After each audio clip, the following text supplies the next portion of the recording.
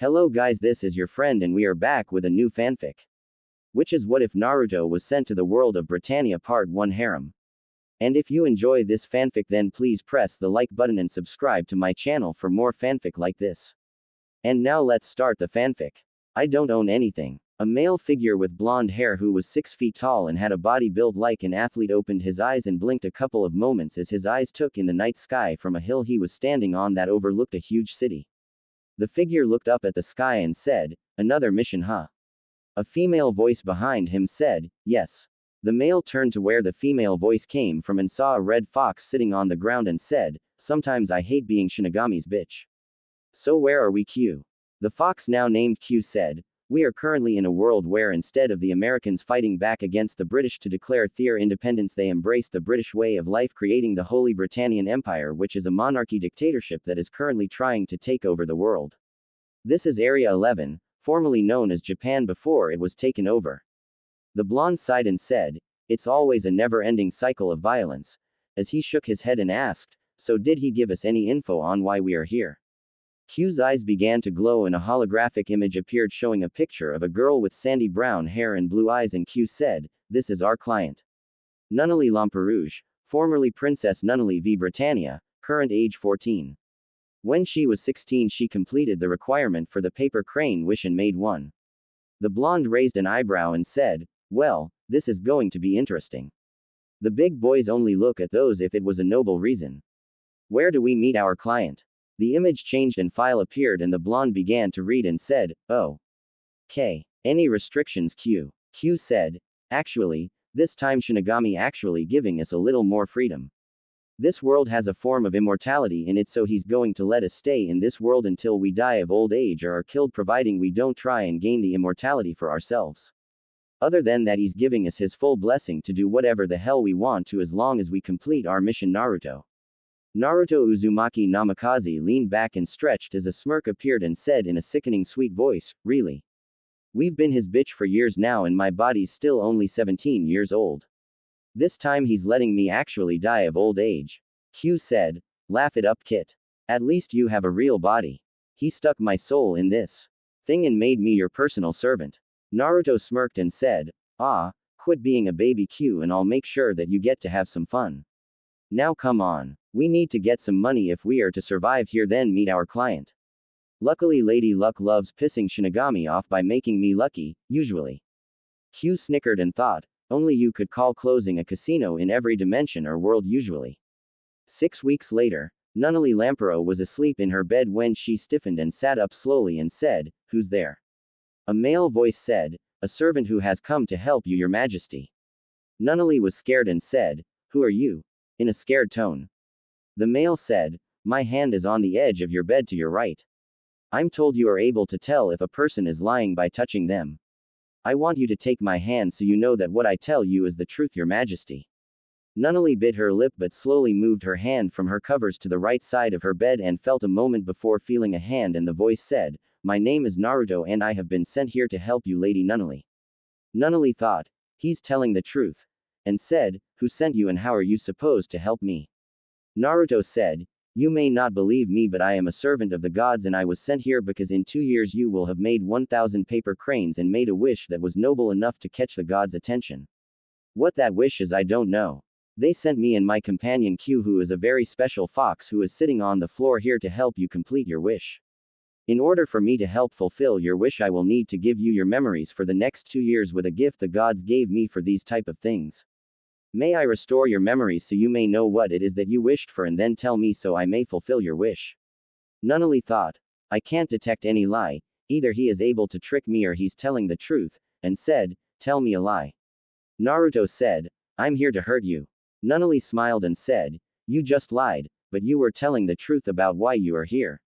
I don't understand, but I think I can trust you, right?" Naruto said, "Yes." Nunnally said, "What must you do? Give me back my memories." Naruto smiled and said, "This," as he leaned down and kissed her forehead gently. Nunnally gasped and her eyes actually opened as they glossed over as 2 years worth of memories fill her mind. Tears fell down her cheeks as she tried to deal with the memories. Naruto kneeled down beside her and pulled her into a hug and whispered, "Let it out, I've soundproofed the room so scream, cry, do whatever you want. I won't judge you or tell anyone, Lady Nunnally. You may be a beautiful young lady and a princess, but you are also a human being with feelings just like anyone else. Let it go. In a gentle voice. Nunnally grabbed onto Naruto and cried into his chest. Naruto smiled softly when she fell asleep and thought, whatever her wish was must have been a very personal one for her to cry so much. Naruto gently laid her back down on the bed and sat down on the ground and closed his eyes to meditate. A few hours later, Nunnally awoke and opened her eyes and thought, I can see, wait. As she took in her room and saw Naruto leaning against the wall with one arm resting on his knee and the other arm by his side. Naruto said, how do you feel? Startling Nunnally before he opened his eyes. Nunnally asked, have you been awake all this time? Naruto smiled gently and said, you should know better than anyone to doubt the power of hearing. I let your heartbeat lull my mind like waves crashing into the sea until I heard it speed up, showing you were waking up. Nunnally said, I've never seen someone like you. Naruto said, what do you mean? Nunnally said, someone who can listen to another person's heartbeat several feet away. Naruto shrugged and said, what can I say? They don't make them like me anymore, thank God. Saying the last part quietly. Nunnally heard it though and said, you don't like what you are being an 11. In a confused tone. Naruto tensed a moment and said, I joke about you having good hearing and then underestimate it moment later, but no. You may see me as a Japanese or an 11, but remember, I was sent here by the gods. I'm not from this place. I'm from a very distant land that is nothing like you will ever find here. Nunnally bit her lip and Naruto said, it doesn't matter, I guess. I'm here for a reason, your wish. Can you tell me what it was? Nunnally looked down and said, my brother, he's going to start a war against our father and take over the world. He was seen as the demon emperor for what he did to get the throne, but it was all an act. He created a fake identity known as Zero, and the day he died he had Sasuke, an old friend of ours, take up the identity of Zero and had Zero kill him, bringing peace to the world. That was his goal, bring peace for me. I want my brother to live and not die. Naruto frowned and said, lots of people are going to die during this war, don't they? Nunnally nods and Naruto looked at Q, who was laying at Nunnally's feet, and said, you should know that you won't be able to tell anyone. The gods made it where you as my client can talk to me about my mission as well as Q here, but no one else. That means you won't be able to tell your brother or anyone else what you know. Nunnally looked down and Naruto said, but don't worry. I'm here, the gods sent me to complete your wish. I'll protect your brother and make sure he lives, but I'm not sure how yet. The info I have on you says you were crippled and blind, but you can see now. Do you have any idea why you can see now? That shouldn't have happened. Nunnally thought a moment and said, Gios. Naruto blinked and asked, what's Gios? Nunnally said, Gios is this eye thingy my brother somehow got that allows him to command people to do what he wants. My father, the king, has one as well. He put a command on me that made me blind in order to protect me because I saw my mother murdered right in front of me and Lelouch when I was crippled by a bullet to my spine. Naruto said, a dujutsu. Causing Q to open her eye and give Naruto a look that Naruto knew instantly what it meant. Nunnally looked confused and said, Dujutsu, what's that? Naruto bit his lip and said, where I am from there are people with special abilities called bloodlines. A special ability that passes down inside the blood of family members. One such bloodline is a Dujutsu, or a bloodline of the eye. The most famous ones were the Sharingan, Byakugan, and Rinnegan. This Gios sounds like it is similar to the Sharingan. I guess since your father has it and your brother has it, it must be a bloodline ability. Nunnally shook her head and said, Lelouch got his from this girl named Cece. She's an immortal woman with green hair who looks about yours and brother's age, I think. I found out that she was a prisoner of my brother Clovis at one time. There's others like here, my uncle VV is just like her and is the one who gave my father his Gios. Naruto said, does Lelouch know this? Nunnally said, no, I didn't even know I had an uncle named VV until I met him. Lelouch doesn't either until nearly a year into his war. Naruto nods and after a few minutes said, Nunnally. Lelouch kept you from knowing about him being Zero, didn't he?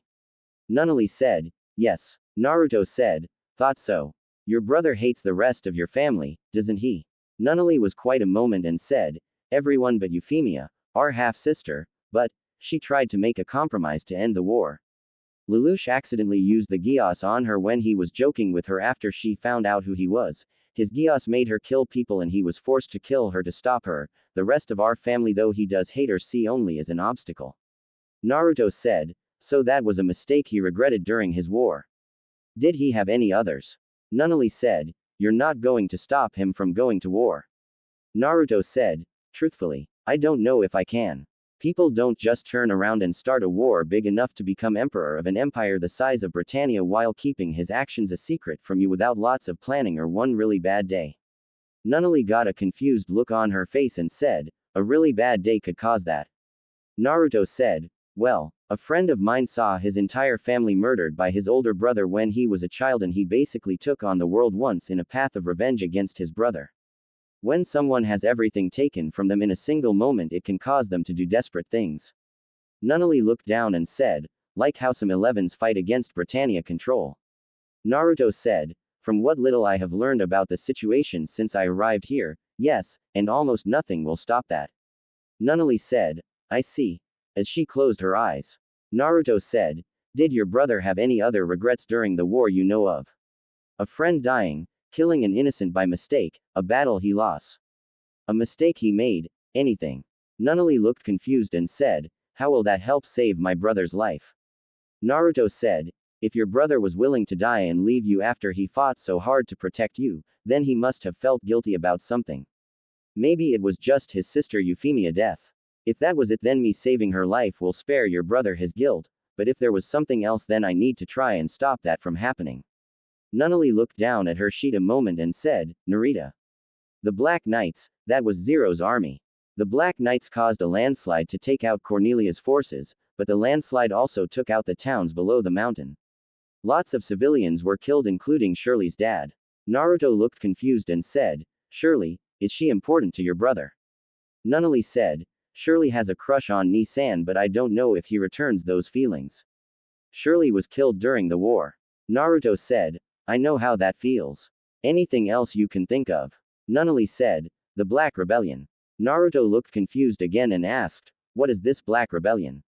Nunnally looked in thought and said, Ni-san was ready to defeat Britannia here in Japan, but then I was kidnapped by VV and he came to rescue me, abandoning the battle. The Black Knights without Ni-san to lead them lost. I think that was the biggest regrets he had that I can think of right now. Sorry. Naruto nods and said, don't be sorry, you did very good considering all that has happened. Nunnally, if I'm going to help your brother, I need him to learn to trust me. Would you be willing to help me earn his trust? Nunnally said, I'll do anything to save Ni-san. Naruto said, I have an ability similar to the Gios you mentioned, but I don't use it without permission. If you will let me, I would like to use it on you only to make it appear you are still blind for a few days. Nunnally took a deep breath and said, why? In a quite scared tone. Naruto said, I plan to come here so I can get close to your brother here. Once I arrive, I'll contact you. Act like you haven't ever met me before. I've got a few ideas on how to arrange me getting here, and once I do, I'll then let you see again using so-called ancient Japanese medicine to cure you of your blindness. Nunnally asked in a hopeful voice, will you be able to help me walk also? Naruto bit his lip and said, maybe. It will depend on your actual damage. I'll be honest with what I say on that when I scan you, can you do that? Nunnally nods and asked, but what will that do? Naruto said, just trust me. Nunnally said, alright, I trust you. Naruto smiles and said, good girl. 3 days later at the Ashford Academy, a figure dressed in a white robe with black flames along the sleeve and bottom of it with a hood built into it walked toward the school grounds. Students who were arriving or in the courtyard saw the figure but were unable to see the figure face due to a white cloth mask covering the figure face. Beside the figure, a red fox walked. Millie Ashford, the 18-year-old granddaughter of the academy superintendent, Reuben K. Ashford, and student council president, saw the figure heading across the school grounds toward the main building and walked quickly to intercept the figure. Once she got in front of the figure, she said, hello and welcome to the Ashford Academy. I am the student council president and official member of the Academy Welcoming Committee. May I ask who you are and what your business is here visiting our facility? The figure stopped a few feet in front of Millie and said, hello Miss Ashford, my name is Naruto and this is Q, my companion. I am here to speak with Reuben Ashford.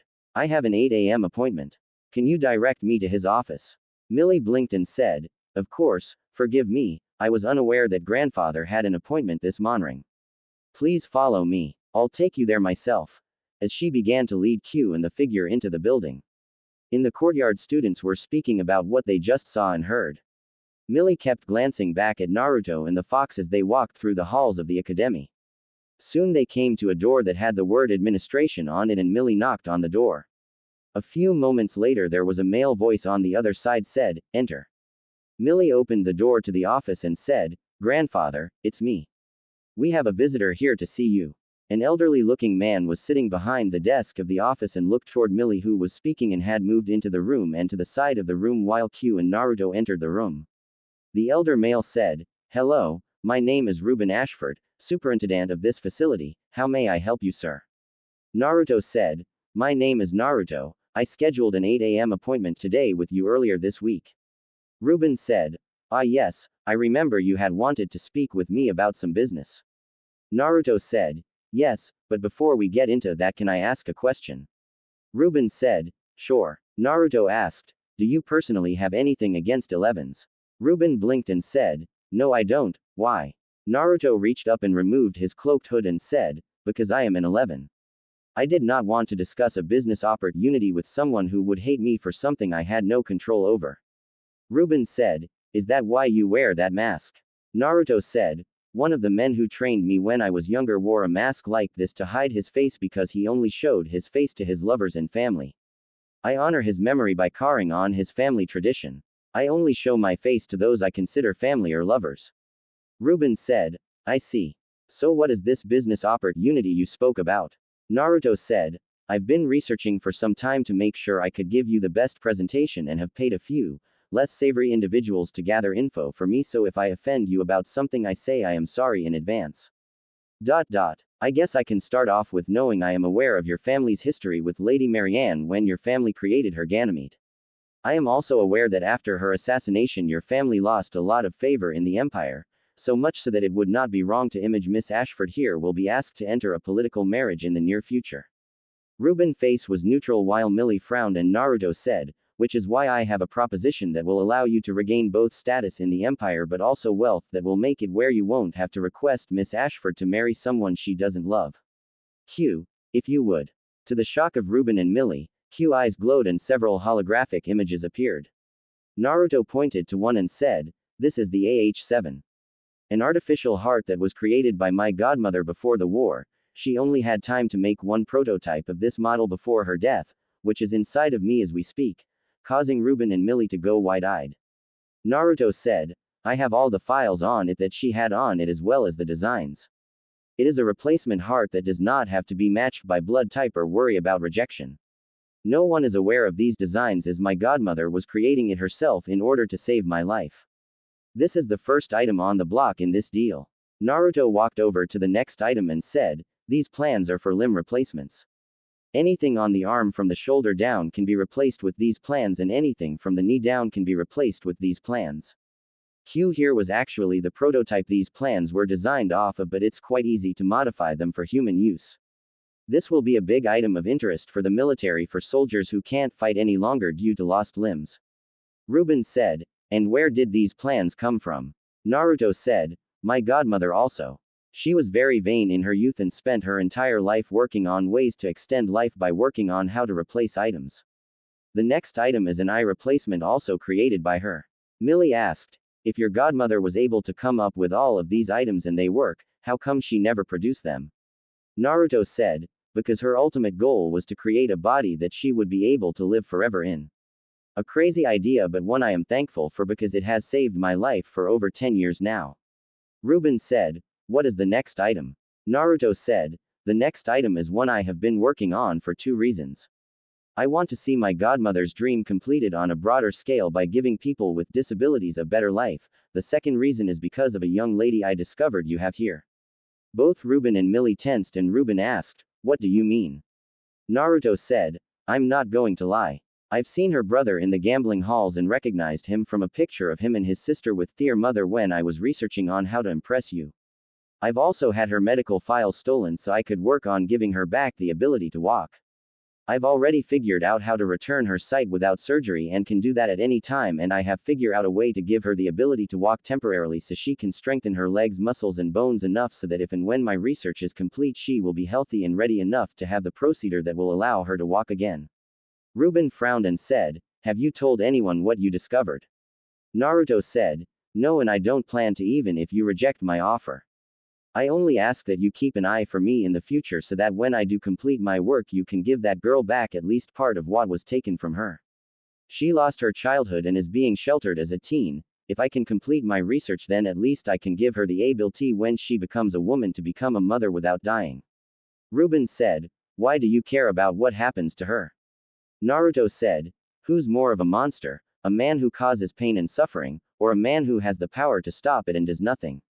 Ruben smiled slightly and said, "Well, you made an interesting proposal." Naruto said, "I'm not done." Page 2. The images changed and Naruto said, "These are my stocks in different companies around the world that I have acquired. As you can see there are quite a few of them, including 30% of the 45% of Ashford family shareholdings that are out in the market." Ruben gaped and Millie asked, "How?" Naruto turned to her and said, "Ever wonder how Lelouch gets all the money he does off the nobles in the gambling halls? Those guys are so full of themselves they are willing to throw in anything from cash to their own wives and anything in the middle to make themselves look more pompous, I guess you could say. Lelouch only goes after the guys who offer cash so he's not traced. Me. I take just about everything that doesn't breath, unless it's a very old bottle of champagne." Ruben chuckled and said, "How do you even get into those halls?" Naruto sighed and said, "I was hoping you wouldn't ask that. My godmother was a healer. My godfather was the last of a very, very old clan of ninja." As he was covered in smoke and then there was standing there a perfect replication of Millie before the person was covered in smoke again and this time in the image of Lelouch before being covered a third time and showed Naruto who said, "My godfather taught me everything he knew so that when he died his clan teachings wouldn't be lost to the world. He told me he wanted me to live in a world of peace and recreate a clan dedicated to the belief that true strength comes from protecting that which is precious to you. If you're worried that I might have killed then the answer is yes, but only to either protect myself or others." Ruben said, "What is this deal you are offering?" Naruto said, "Because I'm an 11, it is very difficult for me to find much more info than what I already have. What I am offering is 20% of the Ashford shares as well as 10% of every other share I have in every company I have as well as a payment of $2 million paid to you in 4 even installments over the next 2 years as well as all the blueprints I have shown you with the exception of the last one that I am working on. Giving Nunnally her sight back today, but I want 10% of all the profits from those blueprints and I want printed on every container of the items for the plans I gave you that they are a joint venture of Ashford and Senju Industries in honor of my godmother who created them. Since I'll be keeping 10% of the Ashford stock I will also give you 10% of Senju Industries stocks." Ruben said, "What is Senju Industries?"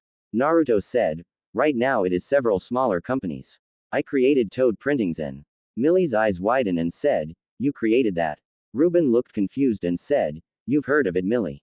Millie blushed and said, "You know the Ika Ika books that have appeared recently?"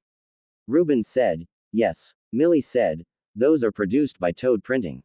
Naruto rubbed the back of his head and said, "Those books were originally wrote by my godfather but never printed. I've only released 3 of the series so far." Ruben asked, "How many are there in the series?" Naruto said, 15 for the Ika Ika Paradise books, 1 for the Tale of the Gutsy Ninja, 6 for the Ika Ika Tactics books. I sort of co-wrote the last one though," as he rubbed his nose through his face mask. Ruben said, "I see, and how is that business?" Naruto said, 2 million copies sold in the last month. Ruben said, "So Senju Industries is a printing company?" Naruto said, "No, that is just a branch of it. I've also opened the Ikiruka ramen stands with 6 stands in the Britannian part of the city and 4 in the ghettos. I sort of won 2 different casinos after I broke the banks and I've put a few new attractions in them to draw in customers, but that's just a side company. I've created a movie company that has Ika Ika Paradise the movie coming out in a few weeks as well as a few others that with the help of the holographic technology you saw earlier would be about all that is Senju Industries at the moment." Ruben said, "That's quite a lot you are offering. What is it you want in return?" Naruto said, "As I said, as an 11, it is hard to get access to information that I need to continue my research.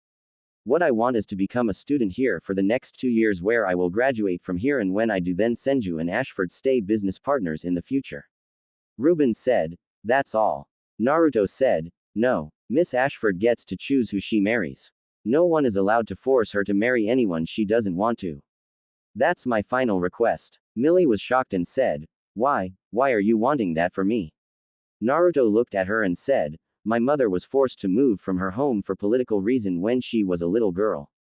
Her family all died in an accident shortly after that, and she was never allowed to go back to their graves or funeral to say goodbye because of a political reason.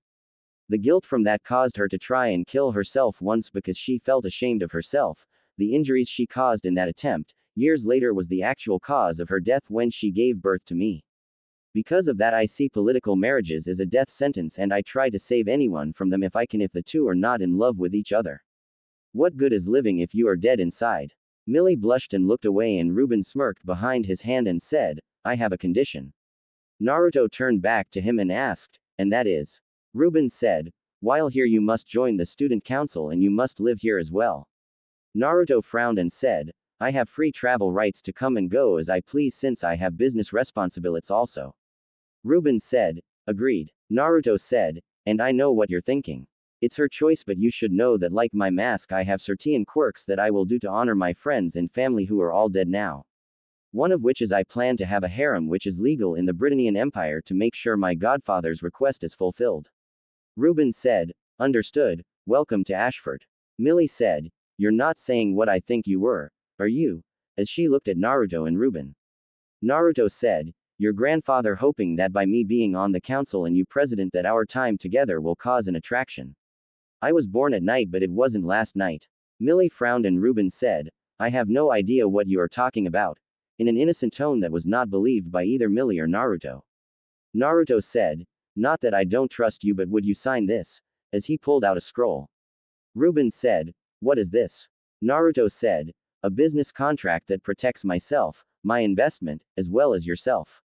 This way no one can say you committed market fraud when you take back your shares of your family stock holdings. Ruben quickly read the document and said, you are a very smart young man, Naruto. Oh my, I seem to have just realized I haven't gotten your last name yet. Naruto said, my entire name is Naruto Uzumaki Namikaze, but I prefer to go by Naruto Uzumaki. I use Namikaze for business use. Millie asked, why? Naruto said, because it's not what we are but what we do that defines who we are. If I tell people my name is Namikaze, then they can look me up easier and find out exactly how rich or connected I am. I want people to treat me the way they do for who I am, not what I am. Millie said, I see, so what do you want done now, grandfather? Ruben, who finished reading the document, signed it and said, first, here you go, Naruto, and again welcome to Ashford. Naruto pulled out a computer disk and said, the designs on the heart are on this disk, and Q here will have the funds transferred to your account along with the shares. I will give the other designs to you with each payment so that Ashford doesn't get too much attention too fast to cause others to look here who might stumble upon the prince and princess. Ruben said, agreed. Please get him a school uniform and then take him to the living quarters on the south side of the school grounds.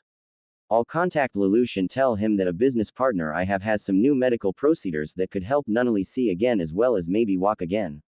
Naruto said, very well. Q raised her head and said, what do you want me to do, Naruto? Ruben and Millie went wide-eyed and both said, she talks. Naruto said, I did tell you that Q here was the prototype model for some of the research I've got. Q can talk and can replay anything she sees or hears. For now just follow silently and memorize the layout of the school, so if I get lost you can help me figure out where to go. Q nods and Ruben said, interesting. Well, you both have things to do as do I. Have a good day and again, welcome to Ashford. I'll be making an announcement that we have a new student shortly so Ashford can welcome you. Naruto said, thank you. Shall we, Miss Ashford? Millie said, Millie, please call me Millie. Naruto said, very well, Millie. Shall we? As he bowed slightly and motioned toward the door. Millie nods and Naruto opened the door for her before they left. Ruben chuckled and thought, interesting guy, now where was I, as he reached into his desk and pulled out a pink book with the words Ika Ika on the cover, and he gave a little giggle. Naruto followed Millie, who said, you will have to get a school uniform. I guess that should be our first stop. If you will come with me, I can take you to our tailor to get you your school uniform. Naruto nods and continued to follow her. As they walked through the hall, several people gasped or began to whisper, seeing Naruto and recognizing him as a Japanese or 11 depending on who you asked. They soon entered a room where several women in servant uniforms were chatting quietly, but once Millie entered with Naruto, all talking stopped and everyone looked startled. Millie said, "Ladies, this is a new student who needs a uniform. His name is Naruto Uzumaki. Please help him get dressed properly." One of the maids, who was Japanese, said, "Yes, Mistress Ashform. Uzumaki-sama, if you." Naruto said, "Kunoichis, interesting." Each of the women, including Millie's, eyes widened at that, and the woman who spoke before said, "Excuse me, sir, I don't."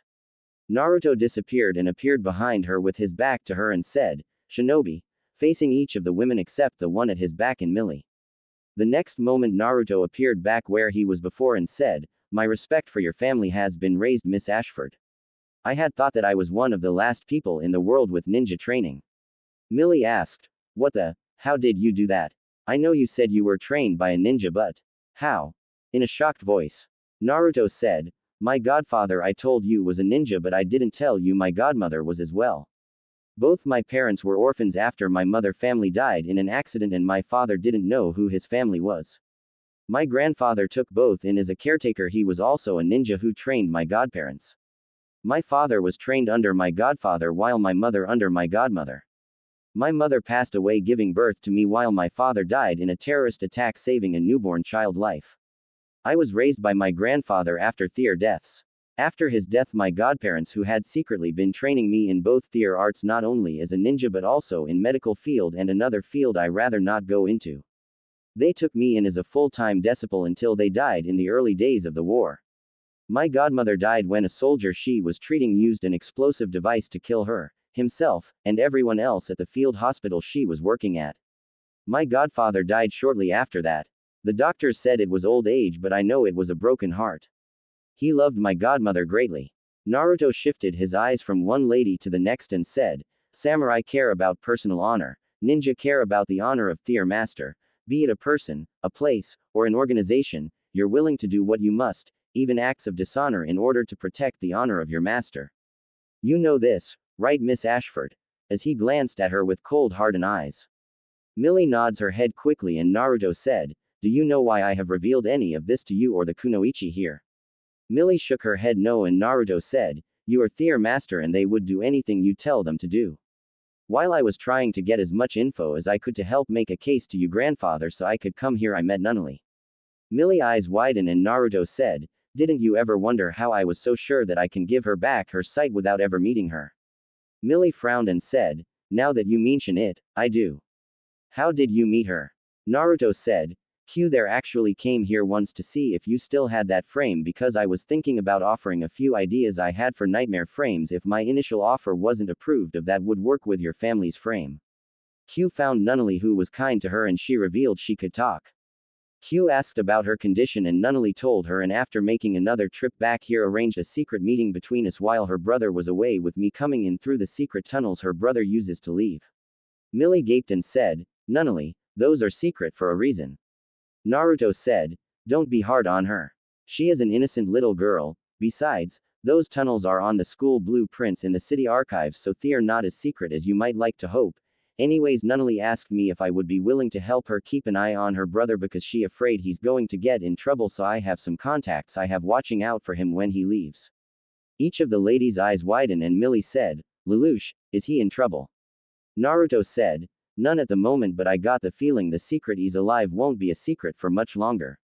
Lelouch has earned himself the nickname, the Black Prince, in the gambling halls, but I don't think it is just a coincidence.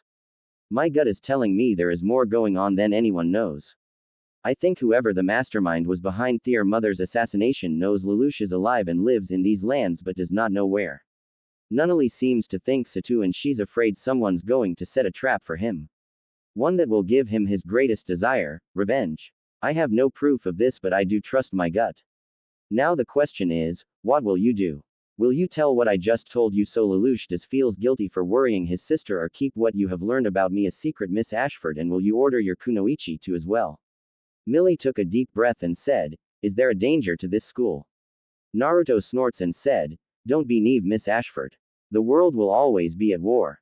There will always be those who oppose and despise those in power, and there will always be those who are greedy and selfish. Charles will quest for more power, territory, and control. Once he passes away, his children will fight and plot as they already are to gain his throne. This will cause a new cycle of violence and pain with new victims who will want revenge. This school is in as much danger as any other place in the world. I cannot control the world no more than you can. One day this school will be a place of peace, the next a place of war. An enemy today will be an ally tomorrow, and an ally today an enemy tomorrow. Why else would you have kunoichi as servants here? Millie frowned, and the head kunoichi in the room said, as much as I hate to admit it, but he's right. Millie said, I know, just promise me that you will try not to turn my home into a battlefield. Naruto said, I was here not because I am a ninja, but because I want to create a better world to live in with any friends and family I make, because all those I had have been taken from me. I will not end anyone's life here as long as they are not directly targeting those under my protection, and I will do everything I can to avoid violence. That is the most you will get from me. Millie sighed and said, I'll keep quiet, as will those who serve me. Naruto nods and said, is that from your family and friends as well? Millie bit her lip and nods. Naruto said, thank you. The next moment there was 5 Naruto surrounding him, shocking the others in the room as the Naruto began to strip him of his cloths, and to the shock of everyone there a pile of concealed weapons began to appear on the table in front of Naruto. Millie asked wide-eyed, why do you need those weapons? Naruto said, you've only seen one side of the world, Millie. Think about Nunnally. She was just an innocent girl living with her mother and brother, and look at her right now. The world is a dangerous place for everyone. Not every bullet that comes out of a gun hits its target. Sometimes there are civilian casualties. Just because I want peace doesn't mean I won't fight to defend myself or others. Once Naruto was down to a pair of black silk boxers and his face mask. He said, I believe you understand now why I was hesitant to start undressing. My face is up here, ladies. Each of the women in the room began to blush, realizing each of them had been caught, and Millie said, yes, what about your face mask? Naruto said, my mask and boxers only come off for 3 purposes. Bathing alone, to please my lovers sensually, or when I eat. Each of the ladies in the room eyes glossed over, and Millie's eyes widened and asked, you're serious about that harem thing? Naruto said, well, my family is dead. I don't plan for my family or friends' legacy and knowledge to die out with me. Since this is my life, I've got freedom about how to carry it out, and I plan to be a very rich, handsome businessman with a harem of blissfully happy goddess for wives who will be the envy of women everywhere, not only because of the natural beauty and their blissful look from having their husbands spend countless hours pleasing them, but because of their beautiful children who will be the envy of people everywhere, who will be loved and respected for their minds and bodies. With a smile behind his mask, Naruto shook his head to clear his mind and looked at the women in the room and said, perhaps you might be interested in helping me with completing that mission, Miss Ashford. Your grandfather gave his permission, but like I told him, it's your choice, causing all the women to blush. Millie said, you're a shameless flirt. Naruto disappeared and appeared behind her with his hand on her stomach and his head on her shoulder, holding her flush against his body, and said sensually, a shameless flirt I may be, but deceiving about you beauty I do not. A puff sound was heard behind Millie before to hers, and the other women in the room shock. A female voice behind her said sensually, of course I've heard about your interest in the touch of a woman that I would be more than happy to help you explore. As the now female hand on Millie's stomach began to gently circle it, as Millie felt kisses on her neck and collarbone, causing Millie to bite her lip to try and suppress her moan. Naruto used his free hand and motioned to the other ladies to who quietly left. Millie felt the hand on her stomach now inside of her shirt, while the woman behind her used her other hand to rub the inside thigh of Millie's right leg. Millie closed her eyes and said, what are you doing? In moan gasp. The voice behind her said, rewarding you for all your hard work, Madam President. You're distressed. Millie moaned even more as the hand inside her shirt cupped her, while the hand between her legs had went up her black skirt and rubbed the front of Millie's panties, causing her to squirm, and the kisses on her neck found a spot that caused her to moan even louder. It wasn't long before Millie felt her body that was burning inside shiver as she released her essence, as wave after wave washed over her body before her eyes rolled in the back of her head. When Millie awoke, she found herself on the couch covered up, and Naruto was now in a Ashford Academy school uniform, putting a scroll in his pocket, and said, are you all right, Madam President? I hope your stress has been relieved. Millie looked around the room and said in a soft voice, did Did the others see what happened? Naruto said. See? No. Suspect. Yes. They were just outside the door not wanting to take the chance of failing to protect their misters. Had you even whispered for help they would have charged in, even if it cost them their lives to save you. Millie pulled the cover up over her body and said, Did? Naruto said, No, I only gave you a small taste of what you have done to the women on your student council from what I have observed while I was preparing to come here. Woman. As he was covered in smoke and now there was a blonde-haired girl with pigtails standing there, to woman, before turning back to normal with his mask still on his face. Millie smirked and said, You're devious, but I kind of like that. As she got up and swayed her hips as she walked over to Naruto and said, Take your mask off. Naruto turned his head to the side and said, Oh Madam President. So commanding, doesn't always being in charge get tiring sometimes? As a kid, did you have someone open your presents at Christmas and your birthday for you? Millie's smirk got even bigger and said, I suppose not, are you my present? Naruto said, Would you like me to be? Millie asked, Can't you just give me an answer? Naruto said, Where's the fun in that? Millie smirked and grabbed Naruto's mask and pulled it down quickly and said, Oh my, those look like whiskers. Naruto said, Naturally, I am a fox after all. Millie reached up with her right hand and began to stroke Naruto's left cheek causing him to close his eyes and moan. Millie's smirk turned into a soft smile and said, So the big bad ninja does have a weakness. Naruto slowly opened his eyes and leaned forward gently and kissed Millie on the lips who kissed back. Both had glossed over eyes when the need for air forced them apart and Millie asked, Why did you target me to seduce? Quietly. Naruto asked, What do you mean? Millie frowned and stepped back and said, I've had kunoichi around me as long as I can remember. I've heard stories from them. You said you were observing for who knows how long. Why did you target me? Naruto frowned and said, You wouldn't understand. Millie said, Try me. Naruto looked at her and after several moments said, It's hard to explain but, you know the situation your family is in, right? I mentioned it earlier. Ever since Lelouch and Nunnally mother was killed your family has fallen out of grace. Millie frowned and Naruto said, Odds are your family will try and pressure you to marry a noble or someone to try and regain some of what was lost, even after the deal I made with your grandfather. People care so much about appearances now that they give up their morals, beliefs, and honor all because they care more about money, power, and bragging rights. Millie looked down and Naruto said, I wasn't just talking about you, Japanese, 11s, or myself. My life wasn't an easy one, in fact odds are I'll never be able to tell everyone the complete truth. The day I was born my father, he was the leader of our small village, we were being attacked and in order to save our village he sold himself in order to save the lives of the people who lived there. His action saved our village but, a lot of people hated me because of his action. I had worked hard to gain friends and respect of the people there. I've helped hundreds of lives in my life and I valued the friends I had made so much so I considered them family, but even still, I felt alone. During the war one did everything I could to save and protect those precious to me so they could live, but it was all for nothing. They're all dead, only remembered in my memories. Naruto smiled softly and said, I think you can understand a little bit what I am talking about. You've felt that way before, haven't you? That's why you're planning to fail the graduation test this year. Surprised I know the future? Well, it's not hard to figure out when you've been in the same spot before.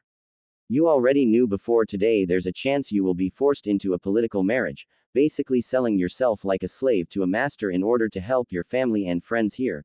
That's why you try so hard to enjoy the time you have here, isn't it? Millie said quietly, It's like nobody's ever, as a tear fell down her cheek. Naruto placed his hand on her cheek taking the tear before licking it off his finger and said, Tears as pure as the soul of the woman I see in front of me should never reach the ground of this world. Millie blushed as she looked at Naruto and Naruto said, Millie. I've stained my hands in blood both saving lives and taking them more times than I ever want to admit in order to save the lives of those I cared for. They're all dead now so sometimes I feel the sacrifices I have made were all in vain, but when I find someone like you, someone I can see would do anything to protect her precious people, it gives me hope that not all was in vain, that all was not lost. You ask me why I've been seducing you like this, it's because I want you to enjoy every moment of life you can, enjoy your time with those you cherish as you never know when they might be gone.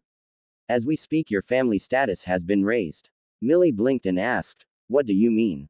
Naruto said, "Well, news is already spreading that the Ashford family has been secretly working with several business who will be changing the world in several fields." Millie's eyes widened and said, "What? What are you doing?" "We," Naruto said, "are minor partners with Senju Industries, a medical research company that has been over the last month getting ready for the release of their new heart replacement technology that Ashford shall be releasing soon, but also the producer of several new medications that are already being produced by subcontractors worldwide, making Senju Industries the 20th largest medical research facility in the world." Millie was shocked hearing this, and Naruto said, "And once your family starts producing the new prosthetic heart that Senju Industries has created will be able to be transplanted to anyone, regardless of blood type or fear of rejection, saving the lives of countless people around the world. Your family status will increase, possibly passing the level of its previous greatness." Can you imagine what would happen when word the CEO of Senju Industries was at one time a student of Ashford Academy? Millie bit her lip and her mind processed the information and said, "My family reputation as well as this school's value would both increase." Naruto said, "Did you forget that the Ashford family wanted to help spread literature and literacy around the world, are also minor partners in a publishing company that has released several books that are becoming quite popular, as well as a few research theses on cybernetic technology written by the CEO of Senju Industries.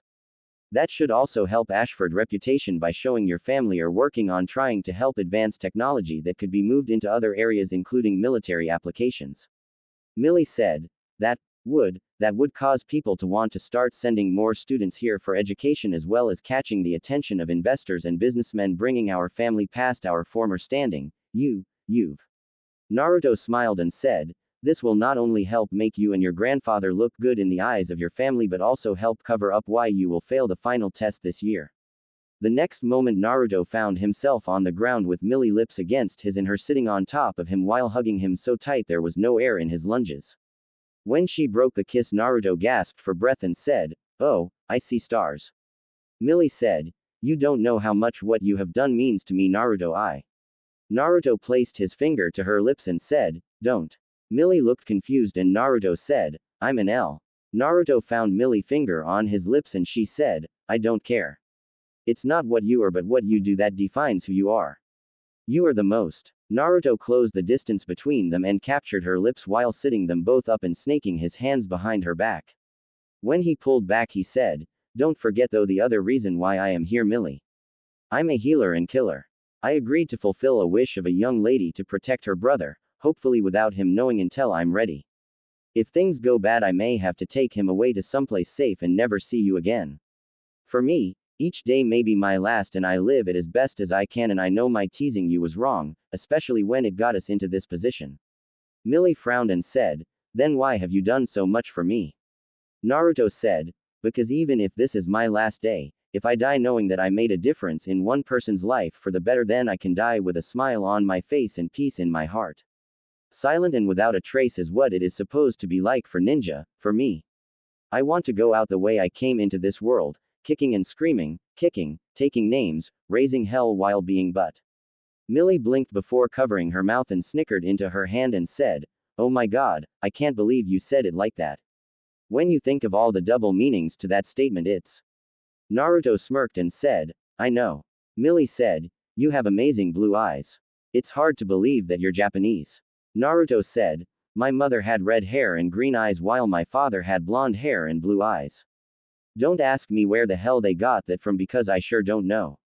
Millie leaned forward and captured Naruto's lips again, but softer and more lovingly, while she wrapped her arms around his head and pulled him closer. The kiss became more heated over the next several moments and Naruto groaned as he broke the kiss and said, "I think we should stop." Millie, who hadn't let go of her hold on him, asked, "Why?" Softly. Naruto said, "Because if we keep going then." Millie said, "And I'm a girl, you're a guy, usually. We are going to talk about that thing you did later, but this right here. It's only natural for what might happen." Naruto said, "But you're a noble and." Millie said, "You're right, but it's my body to do with it as I please. Life's too short to just sit back and do nothing. I know we only met today and I know that there is a chance this could all be a lie, that I'm nothing more than a means to an end, that you're using me, my family, and our school, that you will probably sleep with every girl in this school if given the chance. But I know what it's like to be alone in a crowded room, to be part of the crowd but feel like an outsider. Even if my life has been sheltered, I still know pain and heartache. And even if you try to hide it, I saw pieces of who I believe you truly are in your eyes when you spoke. I can feel your emotions in your words as you try to control them. Having been surrounded by kunoichi, my life has given me a little insight, so let's not worry about anything but right here and right now. Naruto shook his head and said, physically I'm probably the strongest ninja in the world, but I've always had a problem with having my feelings just below the surface. Why am I not surprised that when I feel connected to someone they instantly see through me? Neji would be laughing his of at me if he were here. Millie asked. Neji. Naruto said, a friend, long gone now. Millie said, forget the past, live for the present, as she quickly smashed her lips to his. Not one to be outdone, Naruto pulled her close while moving his hand down her back to her and gave it a small squeeze, causing Millie to squeak before their positions were reversed and he was the one in charge. The next morning Naruto was asleep with Millie on his chest when he felt someone scratching his foot and knew instantly who it was. Naruto glanced where his foot was and saw Q sitting there, who motioned with her head. Naruto sighed before replacing himself with a pillow on the floor. Getting up, he placed his hand on Millie's head and after a moment a seal appeared on her head and he said, she's out, what's wrong? Q said, get dressed and take your lover to her room. It's mission time. Meet me at the princess's room. Naruto frowned and said, sometimes I really hate that fox, before he went to take a quick shower and got dressed. He then walked over and picked Millie up bridal style and shushined to her room and thought, thank God for the flexibility of Kajbunshin and their usefulness as spies. After removing the seal, Naruto shushined to Nunnally's room and said, what's up? Nunnally said, I've been thinking a lot since the other day when you were here. I overheard Sayoko and one of the other maids talking about you and Millie and I recognized your description, so I asked Sayoko to pass a message to Q to come see me. She did, and after a night of petting her and spoiling her with food I got some answers. Naruto shot Q a look who looked guilty and Naruto said, what kind of answers? Nunnally said, like the only reason I can't tell the future is actually because of a seal you placed on me when you made me blind again. Naruto thought, damn it, and said, there's a reason behind that. Nunnally said, I know, Q told me you do that so the person who gets their memories back won't make things harder than they have to be. That's not important right now. What is important is that I remember today as the day Lelouch kills our half-brother Clovis in Shinjuku. I want you to protect him today and reveal to him that you are hired by me to protect him. If you meet a girl by the name of CC, I want you to capture her and bring both her and my brother Lelouch here after things settle down. Naruto frowned and said, why? Nunnally said, just do what I say, also I want to see, so give me back my sight and tell brother you gave me my sight back. Naruto said, and what makes you think that I will listen to you? Nunnally smirked and said, I'll tell Millie that you can also turn into animals like you do women, cute little fluffy animals. Understand? Naruto paled and said, I don't know what you talking about. Nunnally smirked even bigger and said, I found Q's weak spot when scratching her and she told me about a certain mission you once had. A mission where you had to protect a little orphan girl returned to her family who were the rulers of a very large kingdom. A mission where you had to pretend to be a fox for half a year. Naruto glared at Q and said, you're dead fox, you're dead, and you're an evil chibi. Nunnally got an innocent look on her face and said, who, me? You don't know the half of it. I was the empress after Lelouch was killed by Zero. My body may be that of a 15-year-old but my mind is that of an almost 18-year-old who was married to the ruler of the world. Now are you going to be a good boy or not? As she gave Naruto a look that sent chills down his spine and thought, even without her sight that look actually scares me. Damn cute chibis. It's her all over again. Naruto said, payback's hell chibi and I'll get you for this. Nunnally said, try me foxy. Naruto said, why is it always the quiet ones you have to watch out for? As he released the seal on Nunnally. Nunnally said, that reminds me, there's one other thing I forgot to tell you. A couple of hours later Millie slowly opened her eyes and took in her surroundings and found herself in her room and sat up and looked around the room and said, how did I get in here and what happened? Oh my. Was it real? As memories of the past day and night came back to her. She winced as she stood up and looked at herself in the mirror and thought, oh yeah, it was real. Guess being a ninja give you godlike stamina and turns you into an animal. I wonder does all ninja know that gender changing thing or is that all him? Guess I underestimated what it's like to be on the receiving end of a woman's touch. After taking a shower and getting dressed, ignoring the small smirks that the servants had on their faces as she limped toward the breakfast table, also trying to ignore the small smirk on her grandfather's face as he read the morning paper and drank his coffee. Reuben said, "So, sleep well, Millie." Millie saw the smirk on her grandfather's face, said, "Actually, I didn't get much sleep last night, of course I'm sure you know this already." Reuben said, "Wouldn't be much of a grandfather if I didn't look out for my granddaughter, now would I?" Millie said, "So you know what happened then?" Reuben said, "It was your choice, wasn't it?" Millie said, "Yeah, but why are you okay with that? Why did you agree to let Naruto come here so easily?" Reuben put his paper down that he was reading and looked at Millie and said, "Youngsters like you don't recognize certain things until you get my age. I don't know his story, but I recognize the look in his eyes instantly. It's something that shouldn't be there." Millie asked, "What are you talking about, grandfather?" Reuben said, "He's tired, Millie. A person as young as you both are shouldn't have eyes as old as his are. He's been through hell and back in his life to have eyes like that. I also saw the way his eyes reacted when he was talking about giving you the chance to choose who you would be. I can tell by his eyes he decided to forget everything else, even his own happiness, as long as he helped you. I don't know what he was thinking when he looked at you in my office, but it was enough to earn my respect. Conviction like he had doesn't come along often, especially this day and age." After that, Millie went back to eating while her grandfather left to head to his office. After breakfast, Millie walked with a small limp through the halls of the school with a glow about her that caused nearly everyone to stop and stare. When she entered her first class, the teacher said, "Hello, Miss Ashford. Your grandfather announced that you were giving a new student a tour, so you missing class yesterday was excused. He also informed me that our new student would be joining us today. Does he know where our class is?" Millie looked around the room and said, "Yes. I thought that he would be here by now though. I wonder where. Hello, my baby. Hello, my honey. Hello, my fun time girl." Everyone looked at Millie, who blinked and quickly reached into her purse and grabbed her cell phone and thought, "What the hell, this isn't my phone," and opened it and said, "Hello." On the phone, Millie heard, "Hello, Millie, it's me." Millie said, "Naruto, that you? Where are you? You're supposed to be here in class for your first day of school." Naruto on the phone said, "Listen, I don't have much time, something's going down and Lelouch is involved. I want you to put this on speaker phone and play along and agree with whatever I say. Can you do that for me?" Millie took the phone from her head and said, "I put you on speaker, I think my phone is going out." "Tell me again." Naruto voice came over the speaker phone and said, "I was planning to start to school with you today, which is why I came yesterday to meet you and discuss the arrangements, but my board of directors called an emergency meeting and as CEO I was forced to leave this morning to deal with them. Sometimes I wonder why I don't fire them. They actually thought that since I was going to be spending more time there at Ashford Academy that they deserved a 20% pay raise." Millie frowned and said, "Will you be coming back soon?" Naruto voice said, "Yes, I should be returning hopefully by the end of the week or the first of next week. This business deal between Ashford and Senju Industries is going to shock the world. Just in the first month of business, Senju Industries is now worth $250 million in the EU market.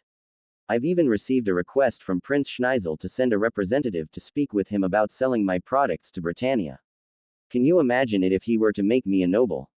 Millie said, "It would be." Naruto interrupted her and said, "Unique." Millie smiled and said, "Yes. Unique." Naruto said, "Well, the king does say not all men are equal. There are exceptions to every rule. Maybe the idea of someone like me becoming a noble isn't that far off."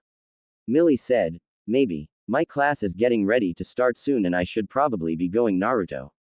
Naruto said, "I understand. By the way, could you ask Nunnally if she has any problems?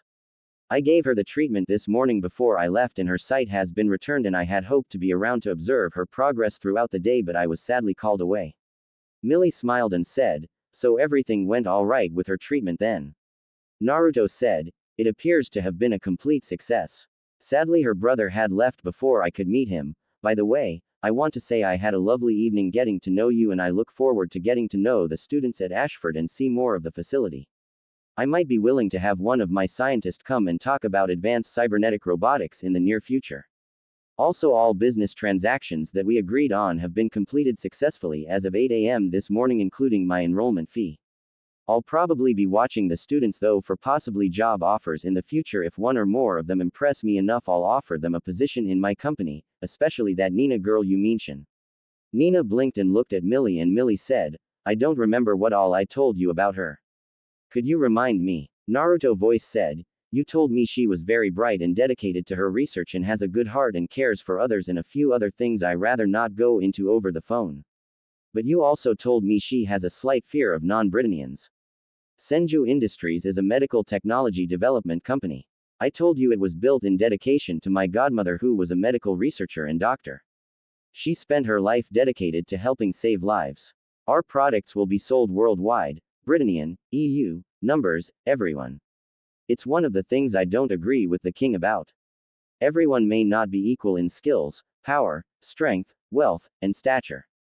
But we all bleed red, we all breathe air, and we are all human. We all dream, we all hope, we all fear. It may not be the same dreams, the same hopes, and the same fears, but everyone has them. If Nina can get over her fear of non-Britannians and see everyone as human, then I'll give her a guaranteed position in my company's research and development, on your recommendation of course. Millie smiled and thought, so that's what he's up to. He knows she's on the council and hangs around Lelouch, and if he can get her to accept him, that will make his stay here easier. Smart boy, and said, of course. Together we've fixed the heart. There are plenty of other organs and bones in the body to help, and you're right, Nina is everything you said and more, so I'm sure she can. You'll get a chance to know her better as a new member of the student council. Well, I best be going. Class and I'll check on Nunnally for you. If there is a problem, should I call you at this number? Naruto said, no, I'll contact you when my business today is over. Well, I guess I'll be seeing you soon, but really Millie, who knew you were such a passionate woman. Goodbye, my dear. The sound of the phone hanging up was heard before Millie could say anything, and Millie's face went bright red. An orange-haired girl named Shirley said in a questioning tone, Madam President, what did he mean by that? Millie took a moment to compose herself and said, Naruto is a brilliant young man who I can say is much like our Lelouch when he plays chess. Despite what some might say when they first see him, I can honestly say he is someone not to underestimate because he will change the world. The teacher said, well, he sounds like he should be an interesting student. Would you please sit down now, Miss Ashford, so we can start class? Millie said, yes, sensei. After Naruto hung up the phone with Millie, he grabbed a wrench in his hand and began tightening a bolt when Q walked up, and Naruto frowned and said, sometimes I hate Shinigami. Q said, I'm sorry about this morning. Naruto nods and said, any idea on what exactly is supposed to start the massacre or give Lelouch the chance to kill his half-brother? Chibi wasn't exactly very giving with information. Q said, no, I have been monitoring all communication between the Britannian military, the JLF, the Chinese, and EU, and nothing seems to be going on in or around that area today, so whatever it is must be the spur of a moment thing. Naruto sighed and said, it's never easy. My spy clones haven't found any connection to Wonder Boy either. He's got a chess game with a noble right now, but nowhere near Shinjuku. As he pushed a panel closed and stepped back from the item he was working on, and Q said, is it finished? Naruto looked up at the item he was working on and said, for now. I'm going to get a little sleep. I think we still got time, and I'm going to need all my energy. Keep your ears tuned for any trouble, Q, and if one of my spy clones dispel, I'll know. Q nods, and Naruto thought, peace never lasts long. An hours later, Q came running into the room where Naruto was sleeping and jumped on his chest, knocking the air out of Naruto and instantly waking him up, and screamed, what the hell, Q? Q said, resistant group has captured a container of toxic gas and are driving in the general direction of the ghettos. Naruto frowned and said, is it really toxic gas? Q said, no, I've hacked Britannian's military files. Toxic gas is not an item listed on their weapon manifest here in Japan. Naruto said, thought so, before his eyes widened and said, shit. Wonder Boy's leaving the casino after his win. You track down the gas, I'll track Wonder Boy. If it looks like they are going to release whatever that is, stop them. As he was covered in smoke and soon found himself dressed all in black with a Anbu-style mask with a fox design on it. Q nods and takes off running.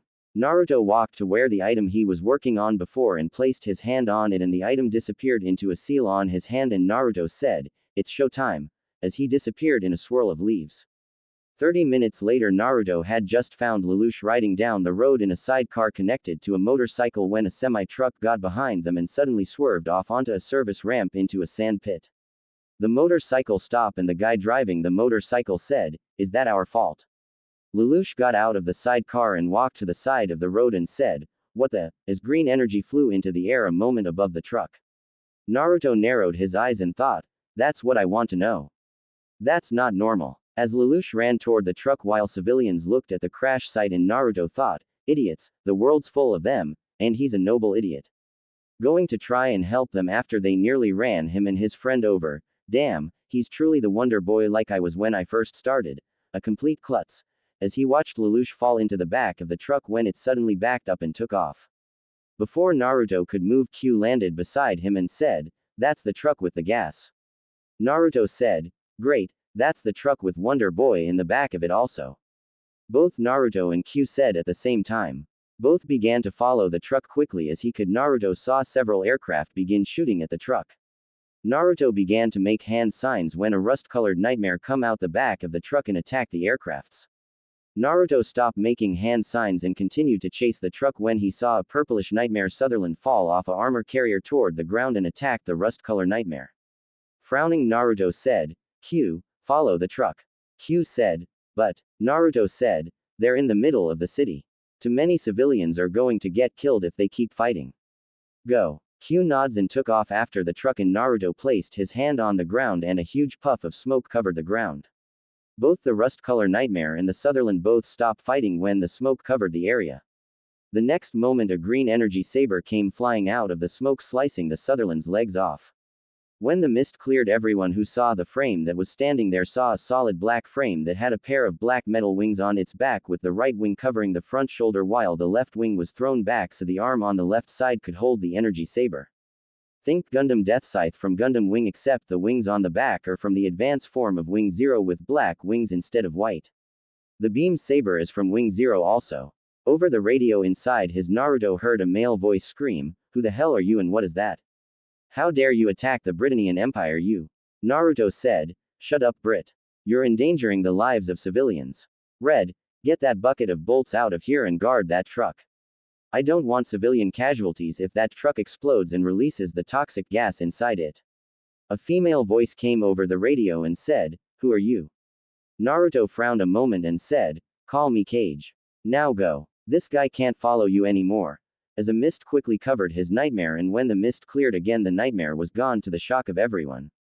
Inside the rust-color nightmare, a girl thought, "Who was that? And what was that nightmare? Shit, I better go." As she began to move. After sealing his nightmare, Naruto kept following after the truck and saw tire tracks swerve as well as gun shells on the road and began to follow the tracks into a tunnel. It didn't take Naruto long to catch up to the truck and saw Lelouch talking to someone in a military suit without his helmet. Just then the canister split open and a golden light came out of the canister and Naruto's eyes widened slightly and thought, "Whoa, hello bondage girl. That straight jacket look rocks on her." As he saw a girl with green hair be released from the container wearing a straight jacket.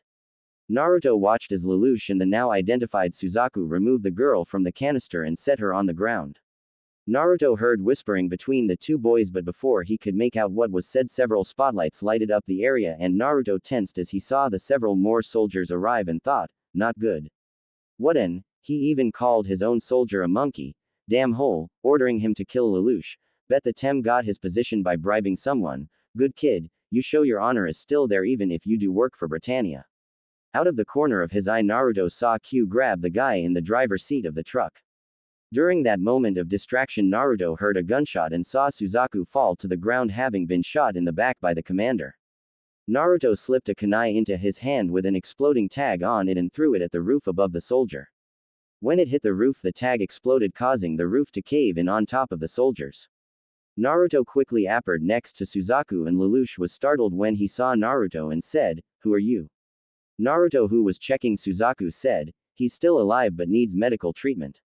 "Q, you there?" Q voice echoed in the room and said, "Yes," causing Lelouch to look around scared along with the girl, though she wasn't scared.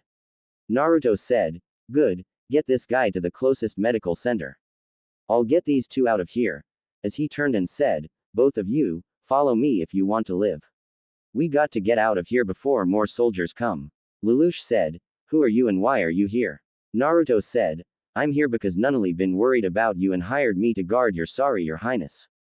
Lelouch's eyes widened and said, Nunnally. How? Naruto said, ask her once we get you back home. Can you walk, girl? The girl shook her head no, and Naruto frowned and quickly moved to the green hair girl's side and picked her up bridal style and said, come on, move. Lelouch, who was getting over his shock, said, what about Sasuke? Naruto said, my partner will get him to a medical facility. That's all we can do for now. I don't know what's so special about bondage babe here, but Britannia is willing to kill to keep it secret. Now come on, unless you want Nunnally to be alone the rest of her life. Lelouch frowned and said, all right, let's go, but what do I call you? Naruto said, Cage. As they moved through the tunnel, Lelouch narrowed his eyes before saying, how can I trust you? Naruto said, because if you don't, then odds are you will be killed. The girl in Naruto's arms grabbed Lelouch's wrist, shocking both Naruto and Lelouch. In the next moment, Naruto saw Lelouch's left eye change and Lelouch began to laugh and said, I, Lelouch v Britannia, order you to tell me everything. Naruto, who had seen the eye change, thought, shit, a dujutsu. Luckily I have my mask on. And said, save your energy. I know how to fight that eye of yours. The girl in his arms tensed, which was not unnoticed by Naruto, and Naruto said, now come on, we got to get out of here. Lelouch frowned and said, no, I command. The next moment another Naruto appeared behind him, Lelouch knocking him out, and the real Naruto said, you and me will be having words later, girl. Great, just what I need, another egotistical asshole with a special eye. Grab him and follow me.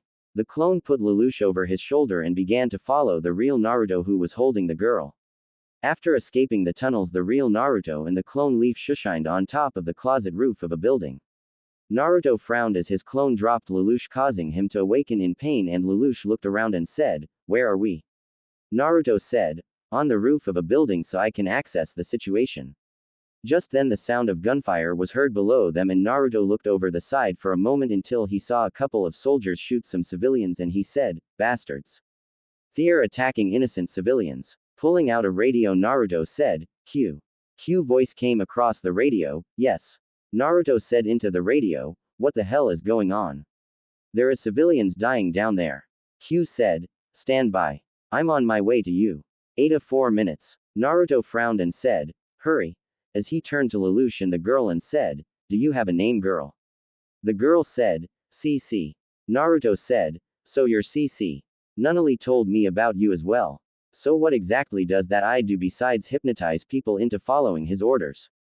CC said, and why should I tell you, boy? Naruto said, boy, huh? Definitely not. I'm far more experienced than you might think.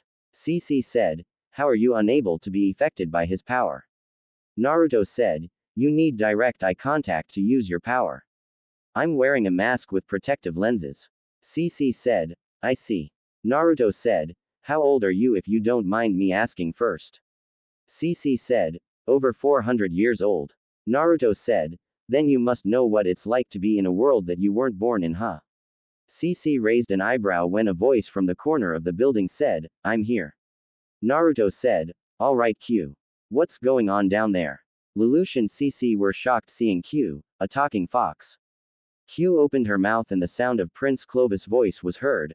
I, Clovis La Britannia, third prince of the empire, command you, destroy Shinjuku Ghetto, kill every man, woman, and child.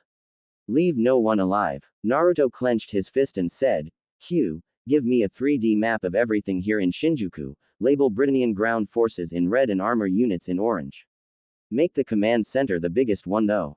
A holographic image appeared on the top of the roof showing the ghetto, and Naruto frowned and said, all right, prick, I'm told you're a master strategist, and since your dear brother Clovis is commanding the Britannian forces, that means you have intimate knowledge of their commander's way of thinking. Right. Lelouch looked at the map and said, you want me to tell you what to do? Naruto said, no, I want you to mobilize the damn rebels down there that started this bullshit. Q here is more than she appears. She has up to the minute info on where everyone is in a 5-mile radius. She also can access every form of communication, civilian, rebel, and military. Right now your belongs to me. You do what I tell you and you will be home having dinner with your sister and let her see her brother for the first time in years.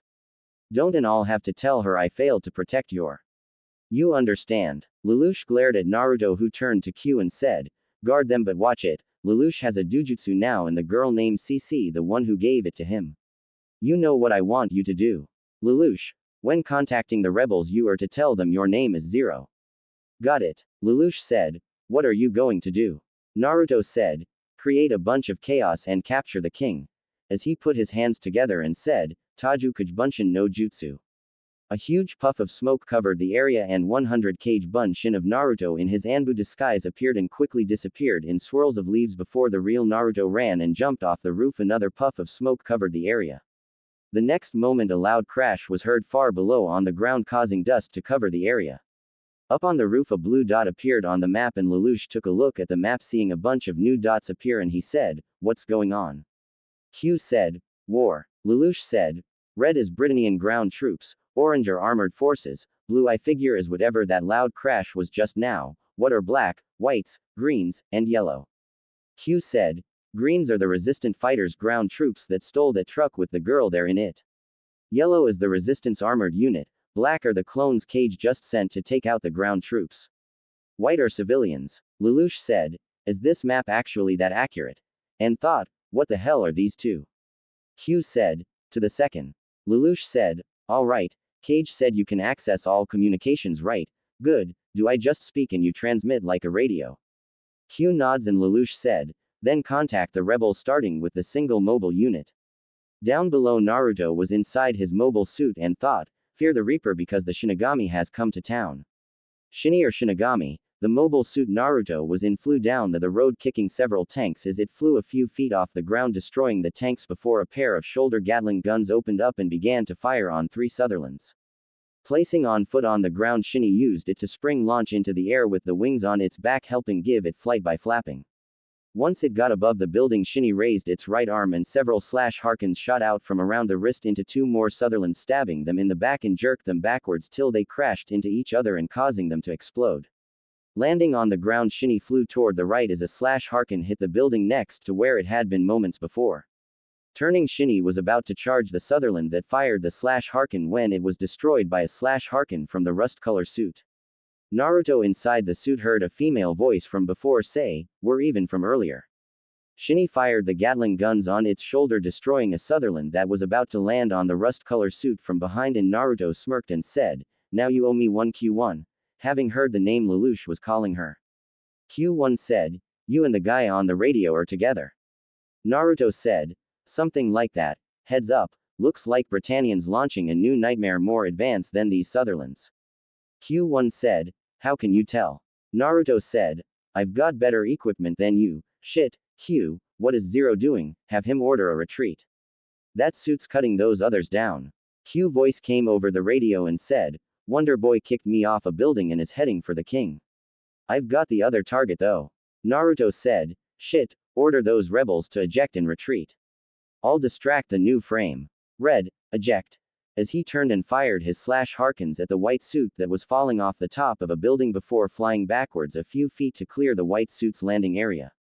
Shini moved forward before the white suit had time to recover from landing and slammed its energy saber into the right arm of the white unit before slashing upwards and left, severing the right arm as well as the head of the white unit. A green energy barrier shot out of the white suit's left arm, pushing Shini back before a pair of slash harkins fired at Shini, who took damage to its left shoulder but was able to destroy one of the slash harkins. Q1 fired her slash harkin at the white frame, which grabbed the cable from the slash harkin and jerked the rust color frame forward and fired its slash harkin at Q1. Shini quickly moved forward and took the hit in the back of its wing to protect Q1, and Naruto said, I told you to eject. Q1 frowned and said, but. Shini kicked the legs out from under Q1, sending her suit to the ground before swinging around and firing the Gatling guns at the white suit. The green energy shield popped up, stopping the bullets, and Naruto said, let's see you take this. As the finger on the right hand slid down and rockets fired out of the hand, slamming into the land speeders behind the feet of the white suit. In the G1 base, Prince Clovis' eyes widened as he saw the map showing the circle spreading out from the center of the Shinjuku ghetto where ground forces were disappearing off the map, and said, what's going on? How can our forces be defeated like this? I want answers. General Bartley said, it appears that an unknown army has appeared from under the ghettos themselves, sir. There is also reports of the nightmare that attacked Gottwald earlier has reappeared and is taking out our nightmares. It appears to surpass all our current nightmares and might even that of your brother's experimental 7th generation nightmare frame, sir. Clovis screamed. What? How can that be possible? Answer me, General. The Lancelot is the first 7th generation nightmare, so how can it already be surpassed? Bartley said. We have a visual from the Lancelot, sir. Clovis demoned. Show me. In a hysterical voice as the circle of troops he has lost is getting bigger each moment. Bartley said. Right away, Your Highness. As he pushed a button on the console and a video screen came down from the roof and a picture of Nightmare appeared. Clovis' eyes widened and said, My God, what is that thing? Bartley said, I don't know, sir. Sir, look out. As he was shot in the head. Clovis turned and paled as he saw a figure standing in the shadows with a gun pointed at him. Clovis said, Who are you and what do you want? Back with Shinny and Lancelot. Shinny grabbed Lancelot/Harkin and like Lancelot had done to Q1, Shinny yanked Lancelot forward and drove his knee into the midsection several times before grabbing the Lancelot by its leg and taking flight. Inside his cockpit, Naruto frowned and thought, flight control is damaged from saving that girl. I just barely have enough lift power for this. Once they were above the buildings, Shinny threw Lancelot and fired a /Harkin into Lancelot's back, propelling it right toward the G1. Hitting the ground near the G1 and sliding several feet, the Lancelot did not get back up. Just then the voice of Clovis came across the radio. Attention all forces, cease fire at once. I, Clovis, 3rd Prince of Britannia and Viceroy of Area 11, hereby order you to stand down. You are also ordered to begin immediately aiding anyone injured. Britannians are 11. Landing beside the body of the Lancelot, Shinny hatch opened up in the front and Naruto in his Anbu outfit jumped out and landed on the ground and placed his hand on Shinny, which was instantly covered in smoke. Naruto looked at his hand and thought, my left hand is salvation and my right hand damnation. The Neo Gundanium suits Shinigami and Kami. The door to the G1 opened up and Naruto saw Lelouch come out and Lelouch went wide-eyed seeing Naruto and said, What? How did you get here, Cage? Naruto said, Clovis is dead, isn't he? Lelouch didn't say anything and Naruto sighed and said, Go home. Tell Nunnally I'll be by later tonight, but I have to finish up here. Lelouch said, I had Clovis order a retreat and stand down. The fighting's over. Naruto said, and you think it's over after that? There are innocent people out there bleeding and dying for something they weren't even a part of. Get out of here before I put you on the wounded list. I'm going to see if I can't help some of the wounded. As he disappeared in a swirl of leaves. Several minutes later, Naruto appeared next to Q, who was being petted by CC, and Naruto said, Has all fighting stopped, Q? Q said, Yes. All forces are in retreat and the civilians are being treated. Nobody knows what's going on here. Britannia has a media blackout on everything here. Naruto clenched his fist and said, They're going to try and cover it up. Q said, They can try, but there is a reason foxes are known as tricksters.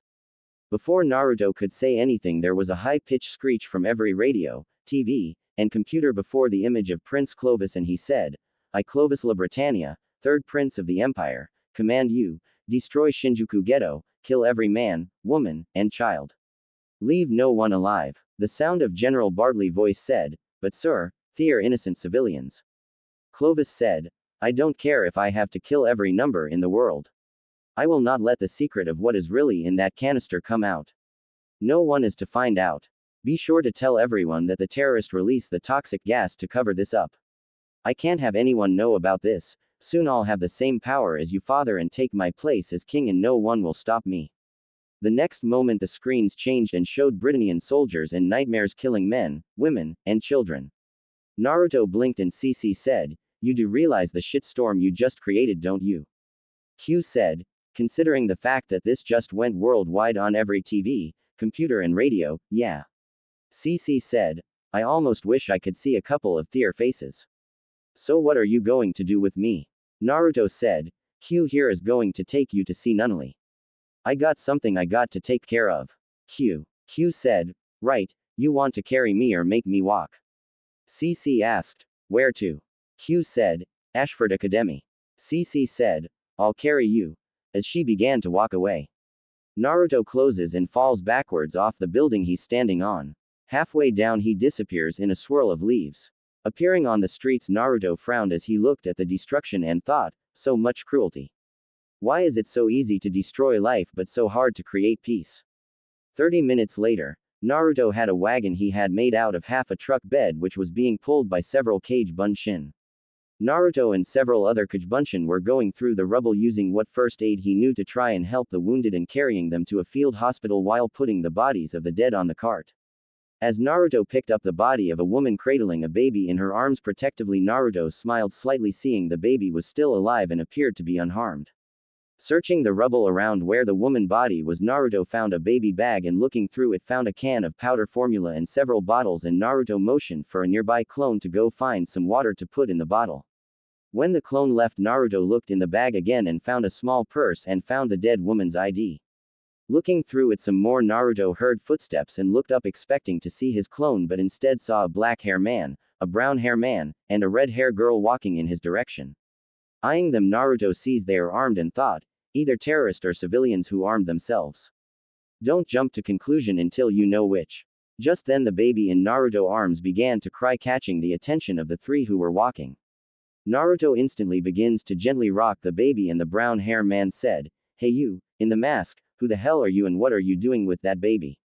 Naruto ignores the man and whispered to the baby a gentle tone trying to calm the baby down. The brown hair man said, "Hey, you hear me? I'm talking to you." Naruto said, "You say something." The brown hair man reached for his machine gun when the black hair man said, "Stop Tamaki. We don't want to start any more trouble." The now identified Tamaki said, "But Ogi, look at this guy. He could be a..." The next moment Tamaki was sent flying back into the wall by a kick from Naruto, who was now standing in front of where Tamaki had been. Naruto said, "Now can you please be quiet? I don't know how long it will take for my help to get back with the bottle and I'm trying to keep her calm." Both Ogi and the red-hair girl were shocked by what they just saw, and the girl reached for a knife while Ogi reached for a gun and pointed it at Naruto. Before anyone could say anything, a voice said, "Hey boss, I'm back with the bottle. What's going on boss?"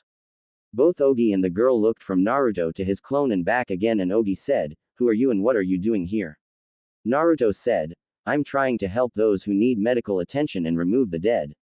I found this baby over there under a pile of rubble in her mother's arms, her mother's dead. Give me the bottle and then join the others with search and rescue." A groan was heard as Tamaki rubbed his stomach where he had been kicked as he started to come around from his head hitting the wall. When Ogi and the girl turned back, they saw Naruto walking away, and the girl said, "Hey you, stop, where are you going?" Naruto looked back and said, "The girl's mother had her wallet in the diaper bag. It said she lived a little back this way. I'm going to head to the apartment and see if I can't find any info on what this girl's name is and if she has any other family besides her mother." Tamaki, who was holding his stomach, walked up to Ogi and the girl and said, "What the hell hit me? It felt like I got ran over by a nightmare." The girl said, "He kicked you, idiot." Tamaki said, "Shut up Colin. Who the hell is that guy?" Ogi said, "I don't know, I didn't get his name." Naruto said loudly, "Kage," before he disappeared in a swirl of leaves. Ogi, Colin, and Tamaki were wide-eyed, and Colin said, "He's the pilot of that weird nightmare that saved me earlier." When Lelouch got back to Ashford Academy, he quickly made his way through the secret tunnels to where he and Nunnally lived. As he got there, he quietly snuck into the house where the lights were off. Just as he was about to head down the hall, the light on the nightstand was turned on, causing Lelouch to turn startled, and he saw Nunnally there, and Nunnally said, "You home late, brother? Are you okay?" Lelouch saw his sister had her eyes closed and thought, was he telling the truth or was he lying? Did Nunnally really hire him? Nunnally interrupted his thoughts and said, "Did you get what you want from Clovis, brother?" Lelouch's eyes widened and said, "What are you talking about, Nunnally?" Nunnally said, "I asked you if you got what you wanted from Clovis before you killed him, brother."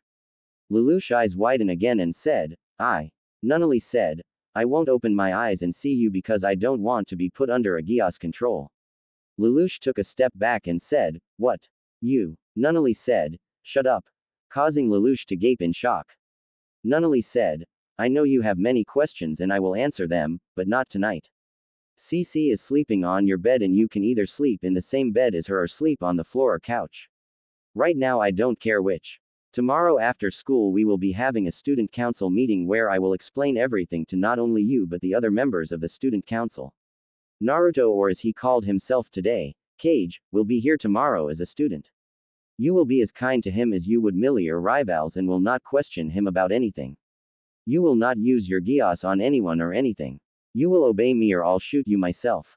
As she raised a gun she had hidden in her wheelchair. Lelouch took a step back and said, None. Nunnally said, No. You will obey me now, brother. You don't know it, but you have hurt me deeply. I will explain tomorrow during the meeting how you hurt me and why I am upset with you. Now I am going to bed. Don't ask me anything until the meeting. I love you, brother, and I don't blame you for killing Clovis. He deserved to be killed for what he did today in Shinjuku, but that's not the reason you killed him and you know it. It's time you start listening to me. Saoki, please help me to bed. Saoki stepped out of the shadows and said, Yes, Nunnally, as she began to push the wheelchair. Lelouch frowned and thought, what the hell is going on? As he headed down the hall and went to open his door and blinked as he found his door locked and began to try and open it before banging on the door and said, Let me in my room. CC voice came from inside, Keep it down, I'm trying to sleep. Lelouch said, Get out of my bedroom and let me in. CC said, No, sleep on the couch or the floor. Good night. Lelouch kicked the door one more time hard and said, Ow, as he began to limp toward the front room. The next morning Naruto walked through the halls of Ashford Academy. Many students were shocked by seeing him in an Ashford uniform, but they were also shocked seeing him carrying a baby in his arms. He still had his face mask over the bottom half of his face, but he also had a pair of sunglasses over his eyes. As he entered the first class he was told he had Naruto heard all talking in the class stop and Naruto looked around the room and saw Millie standing with a couple of other girls and Naruto raised an eyebrow seeing the red hair girl and thought, is that the girl from yesterday? And he saw Millie go wide-eyed seeing Naruto and said, Naruto, you're here. Naruto voice sounded tired and said, Hello Millie, how are you today? Millie frowned and said, I'm fine, are you alright and who's this? Naruto said, I'm tired. I got caught up in that Shinjuku thing yesterday trying to help some of the victims. This girl is I. Her mother died in yesterday's attacks. I've been able to track down her family. She's got an aunt I was able to get a hold of who will be here around noon today to pick her up as well as to get directions where I buried her sis, Yun, Tear last night. I'm sorry if this causes an inconvenience and I'll go back to my room to wait for her arrival if having her is a disturbance.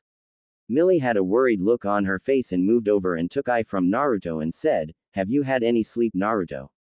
You sound exhausted. Naruto shook his head and said, I had most of those working for me helping in Shinjuku to help save the lives of as many as we could while also trying to get the dead taken care of. We buried 437 civilian bodies last night. Most of them without even a name. I took a picture of each one and labeled their graves with a number and I've got Q setting up a website for all of them so if they have any family left they can look at the website and help identify them and know where they are buried. A student said, Damn terrorist. Naruto said, I partially agree with you except the terrorists were set up also. Colin blinked and asked, What do you mean? Naruto looked at her and said, The military never fired a shot at the terrorist while they were in the Britannian settlement. They used aircraft to herd the terrorist like animals into Shinjuku. I also blame the terrorist for being stupid. They broke into a military base and stole what they thought was toxic gas. What were they going to do with it? Release it on Britannians? If so, why didn't they do that while in the Britannian settlement? Use it as a threat against Britannia as a ransom. That's just a suicide plan to begin with because as soon as they try to negotiate they would be shot by snipers or followed back to their base and killed. Sell it for money to other terrorists who actually have the balls to use it. How can they be sure the weapon then wouldn't be used against them as well as Britannia? No, if the terrorists were actually smart they wouldn't have stolen the toxic gas. They would have set it off at the military base it was stored at to begin with, that way the gas would have killed the soldiers there, which would have gave the terrorist if they had gas mask a chance to take other weapons like Sutherland's, and the only casualties would have been in the military. A student said, You say it's okay to kill Britannian soldiers, in an angry tone. Naruto said, If you're willing to take up a gun to kill then you have to be willing to accept the fact someone may use a gun to kill you. Soldiers know the risk they take when they agree to join the military. The toxic gas was created by Britannia. Why create a weapon unless you're willing to take a chance an enemy will use the same weapon against you? The world is full of greedy people who would do anything to get rich, including stealing weapons and selling them to the highest bidder. Even this academy we are students of has to admit that it was built with blood money because they created the first generation frame that nightmares are all based off of. Sorry, Millie. Millie said, you're right, I guess. I don't like to think that way, but you're right. Sounding dejected. Naruto said, it's Pandora's box. Opening something you think will be a treasure can turn out to be something of great evil. That little girl right there is proof of that. Yesterday around this time she was going to the store with her mother to get groceries. Now she will live the rest of her life never knowing her mother except through stories from her aunt and by visiting her mother's grave. Those deaths never should have happened, but they did. I don't condone the actions of the terrorist like I don't condone the actions of the military. Every life is precious. Battle should only be fought by those who are willing to die. But that is fantasy. In battle there are only two types of people, killers and casualties. That is why battles should be fought away from civilians if possible. These terrorists claim they are fighting for their people. But what will that girl's mother care now that she's dead? Battle's not only about winning and losing. It's also what you have left after the battle. One of my teachers once told me those who don't follow the rules are trash, but those who abandon their friends are worse than trash. In my eyes, those terrorists yesterday are worse than trash because they caused the death of their own people. Even though they got a victory against Britannia yesterday, they lost the battle. This caused several people to get confused and Millie asked, what do you mean? What victory? Naruto said, you know that media broadcast that went out yesterday. That was from the video cameras inside Prince Clovis G1 transport. The terrorists released those as proof as to why they killed Prince Clovis. Every eye but Lelouch's went wide and people began to talk loudly about Clovis being dead, and is it true? Colin said, who killed Prince Clovis? Do you know? Naruto said, I heard rumors but I was too busy trying to save lives than worry about the dead. The dead will still be dead tomorrow, the living may not. Be. As he shook his head. Millie said, why don't you go back to your room and get you some sleep, Naruto? I know you're exhausted and I'll speak with my grandfather to make sure this isn't counted against you considering what happened yesterday. Naruto shook his head and said, I can't. I have to check on Nunnely's condition and make sure her eyes are working right, and I have to look after Ai until her aunt arrives. As he stumbled forward grabbing his chest. Millie screamed, Naruto. Waking Ai as she moved forward to help support Naruto, who was now leaning on a desk. Naruto was gasping for breath and said, shit, not now. Millie asked, what's wrong, Naruto? In a worried voice. Naruto looked up at her and said, I need help. Get my shirt off. Millie looked around the room and said, Shirley, hold the baby for me. Shirley quickly moved over and took the baby, and Millie said as she moved to help Naruto, what's wrong, Naruto? Tell me. Naruto said, my heart. I've drained the power cell in it too much without letting it recharge. I need my shirt off. Hurry. I'm losing feeling. I've got less than 5 minutes left. Millie grabbed Naruto's shirt and quickly ripped it, causing the buttons on it to fly while pushing Naruto onto the teacher's desk to sit on. As Millie got the rest of the shirt off, she asked, what now, Naruto? Naruto gasped out in pain, left shoe, take it off. Millie quickly moved to his left shoe and took it off and said, what now? Naruto looked down and said, the heel's hollow. Slide out pocket. Millie began to look at the heel of the shoe and found a hidden compartment and pulled out a square-looking chip and said, I got some kind of computer chip thingy, what do I do? Naruto fell back onto the desk and gasped out, my scar, over heart, cut it open. Everyone's eyes widened and Millie said, but. Naruto said, cut it open, silver center, turn, counterclockwise, exchange, TTER, as his eyes closed and he fell back on the desk.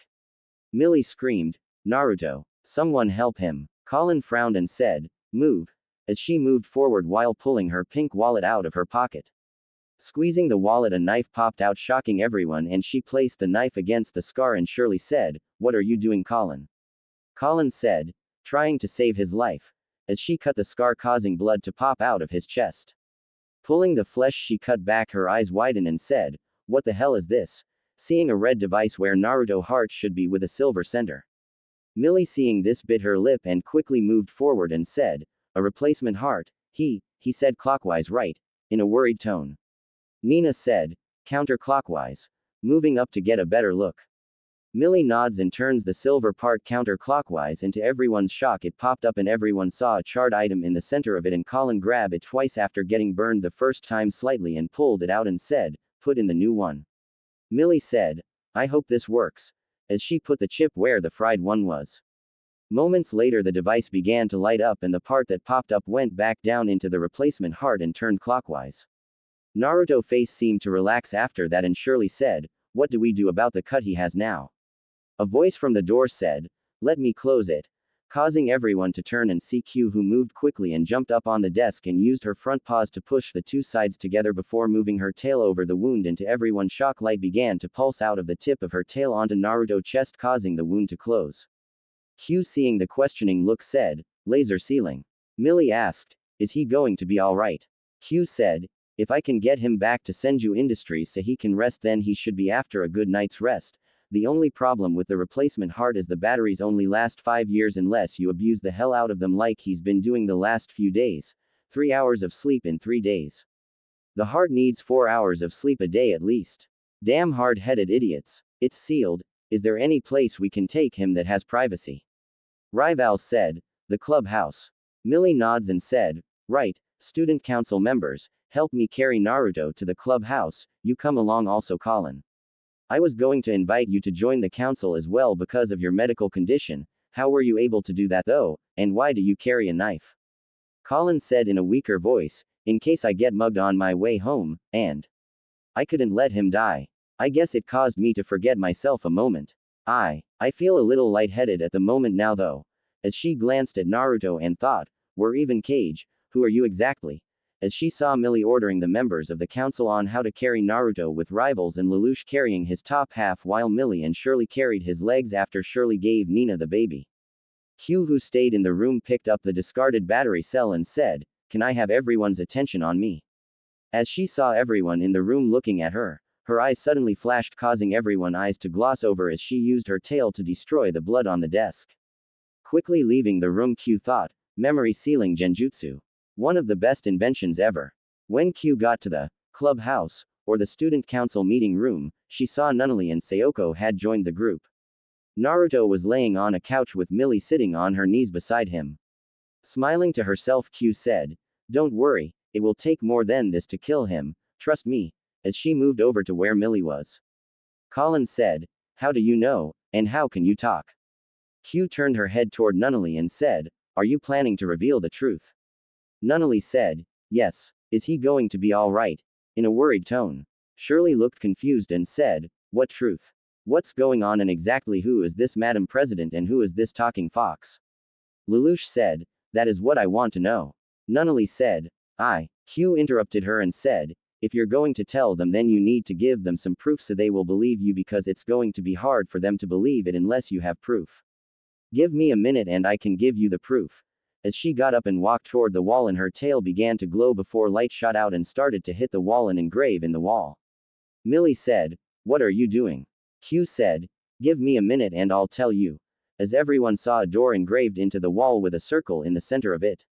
Q said, "Done. This may be hard for you to believe, but this is a gateway between two places. By walking into this, it will take you to Senju Industries no matter where you are in the world." Everyone's eyes widened and Nina said, "How is that possible?" Q said, "Grab Naruto and follow me and all will be revealed." As she walked into the etched doorway and to the shock of everyone disappeared. Millie frowned and Shirley said, "What should we do, Madam President?" Millie said, I think we should follow her. I think it's the only way we are going to get any answers, and I'm worried about Naruto. If something's wrong, I think following her would be for the best." As the student council picked Naruto up and walked into the gateway, they soon found themselves in a hall with glass walls, and all of them gasped seeing what looked like water on the other side of the glass. Q said, "Welcome to Senju Industries at the bottom of the ocean floor. Now follow me and we can put Naruto where he can actually sleep, and then I will answer all your questions." As the group walked out of the tunnel, their eyes widened again and Colin said, "What is this place?" as they found themselves in a huge dome the size of a city. Q said, "You see that red-looking grid over there? Lay Naruto on it." Millie said, "But won't he be more comfortable on a bed or a couch?" Q said, "Just trust me. You will understand as soon as he gets on it and the other step off of it." Lelouch said, Let's just do what she said. He's heavy. As he got the other who were carrying Naruto to move him to 10x10 grid where Q said to. Once they put Naruto down and got off the grid, a glass tube came out of the ground forming a bubble around Naruto's body and Naruto began to float off the grid, shocking the others. Q said, "Zero gravity bed. No coils or padding to cause pain." Lelouch said, "I've never heard of anything like that before." Q walked over to a 2x2 grid with green lights on it and closed her eyes. The next moment a 4x4 grid began to open and a platform rose up with the body of a teenage girl with red hair on it as the 2x2 grid slid down into the ground. The girl opened her eyes and said, "Ah, much better," as she moved her shoulders. A female voice from behind the group said, "So is this your human form you told me about?" Q, causing the group to turn and see a green-haired girl which Lelouch and Nunnally recognized. The red-haired girl said, "Ah, CC. Glad you could make it. I was worried you wouldn't follow us here, and yes, this is my human form. I wish I still had my original body, but beggars can't be choosers. Anyways, for those of you who haven't figured it out yet, the fox and me are one in the same. You'll understand how that is possible after I give you a small tour. Now, as I said, this is Senju Industries," as she began to walk toward what appeared to be a column in the center of the dome. Getting to it, she placed her hand on it and the column glowed bright white. A moment before, different grids around the dome began to open up and items began to arise out of the floor. Everyone was looking wide-eyed and Lelouch said, "What is all this?" as he saw computers, chairs, consoles, and several lab-looking areas rise up out of the ground. Q said, "Different things. If you notice the circle of white sofas and chairs in that section to the right, that is where I will be able to explain everything to you." Colin said, "Are you ever going to quit giving us the runaround?" Q said, "Human, you have no idea who you are messing with. If I had even a fraction of my former power, I'd make you tremble before me, but sadly even I have those I answer to." Millie said, "Naruto, right." Q glanced at her and said, "Be quiet about things you have no understanding of." As she walked over and put her hand on the coffee table that began to glow a moment before, a screen of light appeared above the table and Q sat down and said, "Well, do you want answers or not, humans?" Everyone came over and sat down on the couches and chairs and the white screen began to change and showed the Britannian capital and Q said, "Much of what I am about to tell you may sound crazy or unbelievable, but I do have proof, so hold your skepticism until the end." In what you call the homeland, the 13 colonies embraced the teaching of the Britannian system and grew from there. The screen changed and Q said, "This is the same place you were just looking at, but instead of following the Britannian system, the 13 colonies rebelled against Britannian and declared the United States of America. This is an alternate reality." Nina said, "The theory of alternate realities and time travel is one that has plagued man for ages, but it's unproven." Q said, "Unproven, huh? You say that, but you all have seen things today that you have never seen before or even traces of it before.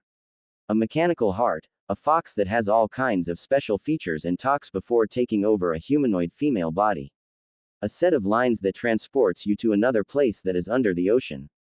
A person floating in a glass tube asleep. Can any of you say you have ever seen or even heard of anything like this before?" Nina frowned and Cece said, "You and that boy are from another timeline." Q said, "Something like that. You see, every action a person takes creates a whole new set of options that could create a brand new reality. In one world in ancient times this existed." As the screen changed and showed a monster that startled everyone. Q grimaced and said, "What you are seeing is a creature known as the Jubi. A being so powerful that it could destroy entire countries with a fraction of its power. The Jubi origins are unknown, but how it was destroyed is known. A man the people of that world called the Six Realm Sage had learned to harness the energy known as chakra. If Naruto was awake right now, I would have him demonstrate how to use it, but he wouldn't be telling any of you this anyways, considering all that has happened to him. Anyways, as I was saying, the sage discovered a way to kill the Jubi by sealing its power inside his own body and then breaking the Jubi power into 9 pieces. The 9 pieces became known as the Biju." The screen changed to show a giant raccoon made out of sand and Q said, "Ikibi."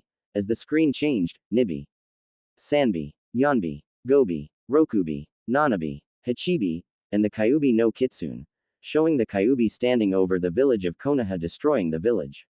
Q smirked and said, "That's my original body," causing everyone to go wide and jump back.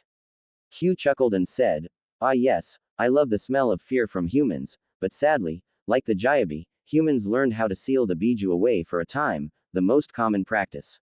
A baby appeared with blonde hair and 3 whiskers on its cheeks, causing Millie's eyes to widen, and Q said, "Is to seal us into young children, sometimes even as young as infants."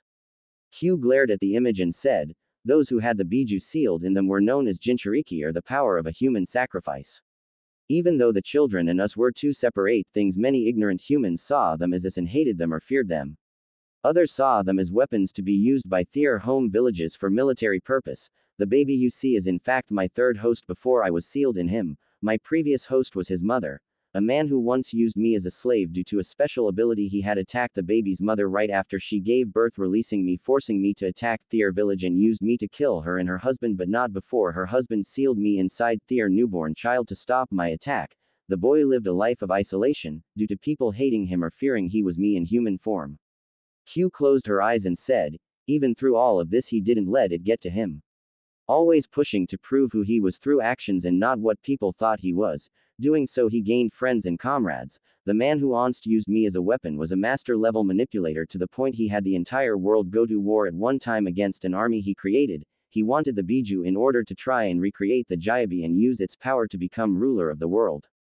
The image on the screen changed and showed everyone a 12-year-old looking Naruto fighting in a battle, and showed him covered in red energy fighting a teen with black hair and gray skin with bat wings coming out of his back. Q said, "The boy's name is Sasuke. At one time he was Naruto's best friend, rival, and teammate, but watch." They watched as Naruto and Sasuke fought, and Naruto scratched Sasuke's hide while Sasuke shoved his lightning-covered hand through Naruto's chest. Everyone gasped, and Millie said, "That was why he had a replacement heart." Q said, "No. That red energy was my power sealed inside him. It sped up his own naturally healing enough to regenerate his heart. Now watch."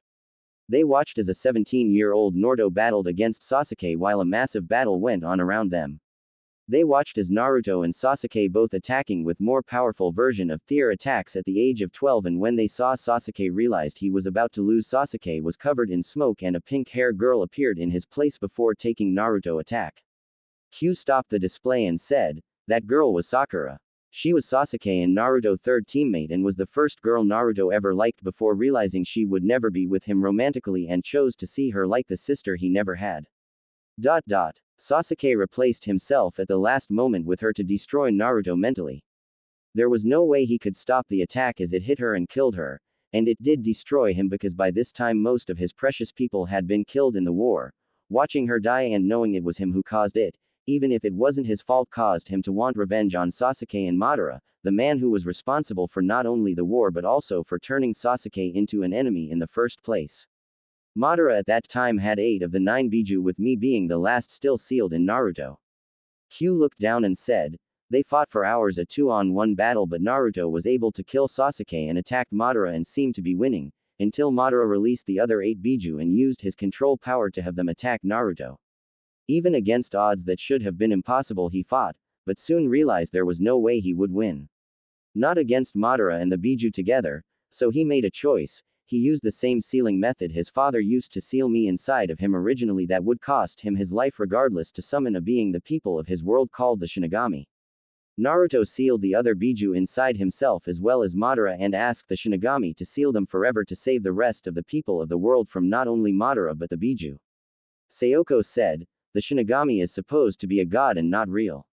Q said, "Every myth is based on some fact. In your world the Shinigami may not exist, but in Naruto homeworld he did. You saw how Naruto was able to harness the power of the wind while Sasuke could use lightning. Using the elements like they did in some worlds could be considered acts of gods. I'm not saying the Shinigami is actually a god or not a god. I can't say for sure because I truthfully don't know, but I do know that he was more powerful than any human of Naruto birth world." Q looked up and said, "But even sealing all that power of the biju was impossible for even the Shinigami. The power inside of him from the 9 biju was destroying Naruto's body from the inside out, which would have released all 9 of us as well as Madara, but the Shinigami offered a deal. He couldn't seal them but could ask for help from someone who could seal the biju and Madara away forever for a price." Q said, "There's an old saying, be careful what you wish for." Naruto, wanting to end the fighting and bring peace to his world, agreed to do anything to stop Madara and the biju. I don't know who Shinigami got to help him. I don't really remember much until I woke up in the fox body you saw earlier with a projected form of the Shinigami over me and Naruto in a white void. When Naruto awoke, Shinigami told Naruto that he had kept his end of the deal and sealed Madara and the Biju away forever, but since I was sealed inside Naruto originally by the Shinigami, he gave me that fox body and told me I was Naruto's servant and had to help him since Naruto promised to do whatever Shinigami required also counted for me as well. Lelouch said, "What did Naruto have to do for this Shinigami?" Q said, "Shinigami made Naruto his servant and sent him to different places to do his bidding. This place we are in right now. It's the closest thing to a home Naruto has had since he made his promise to Shinigami. With the knowledge of seals and technology he's learned from different worlds and timelines, he built this place to be a place he can instantly transport to with that seal array you saw me create earlier back at Ashford. This isn't your world or timeline. We are currently in a world Shinigami gave Naruto after Naruto made a bet about a world he was in. In this world humans never appeared, that is why Naruto had this put in the ocean. He didn't want this world to be touched by the blood-stained hands of man. When we aren't working for Shinigami, he lived here." Nina said, "Do you have any proof?" Q said, "Of course I do. Computer authorization Kitsune 971, surface." Everyone felt the building move and looked up at the dome above them and saw the water moving. It only took a few moments before they reached the surface of the water and everyone gasped and Millie said, "Beautiful," as they saw the night sky with 3 moons in the sky. Q said, "This world was completely untouched before Naruto and I was first sent here. It's still Earth, but as you can see there are 3 moons instead of 1. Because of the 3 moons it somehow caused human life not to evolve here." Millie frowned and said, "How old is Naruto? I know he can change his looks, so is he changing what he looks like now?" Q said, "Physically Naruto is still 17. Remember how I told you my power was used to regrow his heart after Sasuke destroyed it the first time? The seal the Shinigami originally sealed me into Naruto is still there and Shinigami controls how much of the Biju chakra goes into Naruto body. He sends just enough to keep Naruto physically 17, usually that is all the energy he gives Naruto until Naruto either completes his mission for Shinigami or dies. That heart Naruto has is just as much a lifesaver as it is a curse. If Naruto dies, Shinigami can summon him back to him and place a new power cell in Naruto heart and bring him back to life while using the Biju chakra to heal Naruto body back to normal. Mentally, Naruto doesn't know how old he is and neither do I. We don't know how much time passes between the time we are in one world or the next. That is why this place is so special. With everywhere we have been, this has been our only sanctuary. All we know is that we never have been allowed to stay in a world longer than 2 years, until now." Millie asked, "What do you mean? Why are you really in our world?" Q turned and said, "Her," as she looked at Nunnally. Shirley asked, "What about Nunnally? What does she have to do with anything?" Q said, "You see, like how I brought you all here to this world, Shinigami and the others like him have not only the ability to go between different dimensions but also time. In almost 3 years Nunnally did something that shows respect to the gods, in a way that allowed her to make a wish. She made a wish and Shinigami sent us here to complete the wish as a favor to another god. Since this mission isn't being handed out by Shinigami but another god, we don't have the fear we usually do when we go to a new world. For the first time in ages Naruto gets a chance to actually find happiness because our orders told us as long as we don't try and become immortal Naruto can live until he dies of old age or is killed in exchange for completing Nunnally wish. To help us know not only Nunnally wish but also how to make sure it is completed, Nunnally was given her memories for the next almost 3 years." Everyone's eyes widened and Lelouch said, "Then you?" Nunnally said, "Yes, I knew about Shinjuku and that is why I asked Naruto to go there. I knew originally over 2,000 people died in Shinjuku originally including Clovis. How many died this time?" As she looked at Q. Q said, "A little over 400. Naruto was able to save the lives of over 1,600 people yesterday if you're right about the number who originally died." Nunnally said, "I know the numbers of everyone who died in Shinjuku as well as during the Black Rebellion that is about to start. I know about Shirley's father being killed in an accident. I know about Shirley shooting a Britannian soldier to protect you Lelouch and I know Shirley was originally killed but I don't know by who." Shirley's eyes widened and said, I do. Dad dies in an accident." "How?" Nunnally said, "Landslide." Shirley said, "But, how is that possible? Why would I?" Q put her hand over Shirley's mouth to stop her and said, Don't ask questions. If Naruto and I had a choice, Nunnally wouldn't be telling any of you this, but Nunnally found my one weak spot while in my fox form and exploited it to get me to tell some stories about Naruto and me, and she learned something. She was able to blackmail Naruto into removing the seal he placed on her that prevented her from telling others the future, because just because something happened once in the future doesn't mean it happens again. All those lives Naruto saved in Shinjuku is proof of that. Nunnally said, and like I told Naruto, I may be in a 15-year-old's body, but my mind is that of an 18-year, and I was the most powerful woman in the world after the Black Rebellion and was married to the leader of the world. The capital of the unified world government was moved to Japan. Rivals said, don't you mean Area 11, Nunnally? Nunnally said, no, I mean Japan. Rivals. The Black Rebellion is a war that will cost the lives of over 1/3 the world population over the next 2 years, but the Black Knights, whose core members were part of the rebels that stole that canister yesterday and caused the entire Shinjuku to start. A man by the name of Ogi becomes the Prime Minister of Japan and marries the Britannian soldier Shirley shoots to save Lelouch's life. Colin's eyes widen and thought, Ogi becomes Prime Minister. And said, what else do you know? Nunnally looked at her and said, more than you think, but not as much as I wish I did. Even though I know the Black Rebellion will most likely start again now that Clovis has been killed, I actually want it to happen again because it unites the world and brought an end to all the fighting around the world. But the cost was too high. 1/3 of the world population dies. Nina, that project you've been working on, because of your fear of those who look different and because someone you care about dies, you start working under Prince Schneasel. Your research there was used to create a weapon that was used that killed over 2 million people instantly. Everyone's eyes widened and Nina turned pale, and Nunnally said, please, you were there when the weapon was used and you spent the rest of the time of the Black Rebellion trying to repent for creating such a weapon. When the war was over, you killed yourself out of guilt. I don't want to see you go down that path again. Look in your arms, that baby girl is no different than you are, she doesn't fear you because you're different. Why should you fear her then? Not everyone is good and not everyone is evil. Look at Clovis. He was a Britannian, but he was a monster who ordered the death of innocent civilians who did nothing wrong. Nina looked down at the baby in her arms and bit her lip and said, did you ask Naruto to try and help me get over my phobia? In a quiet voice. Nunnally said, yes. I haven't told you about the Black Rebellion yet, but I'll tell you this, it cost me more than you can ever imagine. I spent every moment of my life after the Black Rebellion was over, married to the man who killed my brother Lelouch, causing everyone to go wide-eyed and gasp. Lelouch said, what, who was it? Nunnally? Nunnally said, I'll tell you shortly, but what I'm saying, Nina, is that a part of me hated the man I was married to, but a part of me also thanks him because it was Lelouch's final request that he be killed by him to bring peace to the world and to take care of me.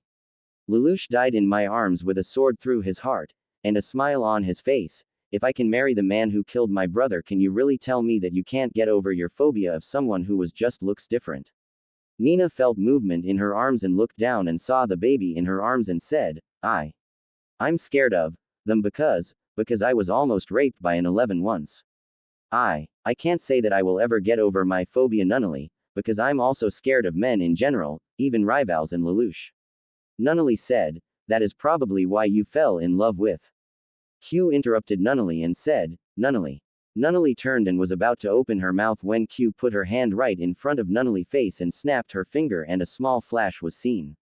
Nunnally's eyes glossed over and Lelouch quickly moved to Nunnally's side and said in a demanding tone, what did you do to her? As he saw Nunnally was dazed. Q said, she will be all right in about 5 minutes. As for what I just did to her, I erased her memories of the last week so she no longer has memories of the future, causing everyone to go wide-eyed. Lelouch said in a demanding voice, why did you do that? Q said, do you really want your sister to go through her life remembering you as the man who caused the deaths of over 1/3 the world population, causing everyone to go wide-eyed? Lelouch took a step back and said, what do you mean? Q said, I only know a little about the future, and that was what little info Nunnally had told either me or Naruto. What you did yesterday was the same thing you did originally, Lelouch. Before I did what I just did, Nunnally would have to live the rest of her life knowing that you were the man who originally killed Prince Clovis and that yesterday you killed Clovis again, and she could have stopped it but didn't.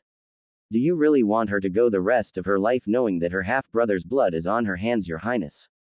Lelouch frowned, ignoring the questioning look on everyone else's faces, and rivals asked, what are you talking about? What half-brother and what's this Your Highness stuff, Lelouch? Lelouch glared at Q and said, "This is revenge for me kicking you off the roof yesterday, isn't it?" Q said, "Partially, but the other half is because you killed Clovis again, even with me hacking all communications yesterday and broadcast the security logs from Clovis G1 showing his ordering the massacre. Then odds are the same thing Nunnally told me would happen next will happen again." Suzaku Kururugi, the son of the last Prime Minister of Japan and honorary Britannian, who is also the soldier who refused his commanding officer's order to kill you for being in Shinjuku yesterday and was shot in the back by his commander, will be charged with Clovis assassination. Because of you, an innocent man will most likely be killed unless you do what you originally did. Lelouch said, "And that is?" Q said, "You become Zero, the leader of the Black Knights and save Suzaku." Lelouch said, "And as Zero I would be killed." Nunnally, whose eyes had returned to normal, said, "No," causing everyone to turn to her including Q, whose eyes widened and said, "What do you mean?" Nunnally shook her head and said, "Naruto, he made me a compromise. He would allow me to tell of only certain things about the future like Shirley death, Nina weapon, and Lelouch death and a couple of minor things. The rest of my memories of the future he sealed away and also put a seal on me that would make it where the Gios couldn't be used on me." "What was that light thing you did earlier?" Q growled and said, "That idiot. Why the hell didn't he tell me he did that, and when did he do that? I know it wasn't the first night we met you or yesterday morning." Nunnally said, "I saw him when he first arrived at school today and we worked up a deal. He would seal away all my other memories of the future but a select few." Q said, "And what did you get out of it?" Nunnally smirked and said, "First is the seal that stops Gios from being used on me." Colin said, "What's Gios?" Nunnally opened her mouth and blinked and said, I don't know. I know it's a weapon of some kind but I can't remember what it is. I know I don't like it." Q said, "It's best you don't know for now. Anyways, what else did you get besides the anti-Gios seal?" Nunnally said, "Oh, I got him to agree to become the leader of Black Knights instead of Zero so he can prevent as many deaths that originally happened." The next moment Nunnally cheek began to get bright red with Q's hand print from where she just bitch slapped Nunnally. Nunnally had tears in her eyes and Sayoko got in front of Q with a knife out and said, "Why did you assault Lady Nunnally?" Q narrowed her eyes which began to glow and said, "Don't with me, girl. That bitch just made the biggest mistake of her life and I'm about to rip her throat out and kill every one of you including Prince over there for what she did." Nunnally had tears in her eyes and said, "What did I do?"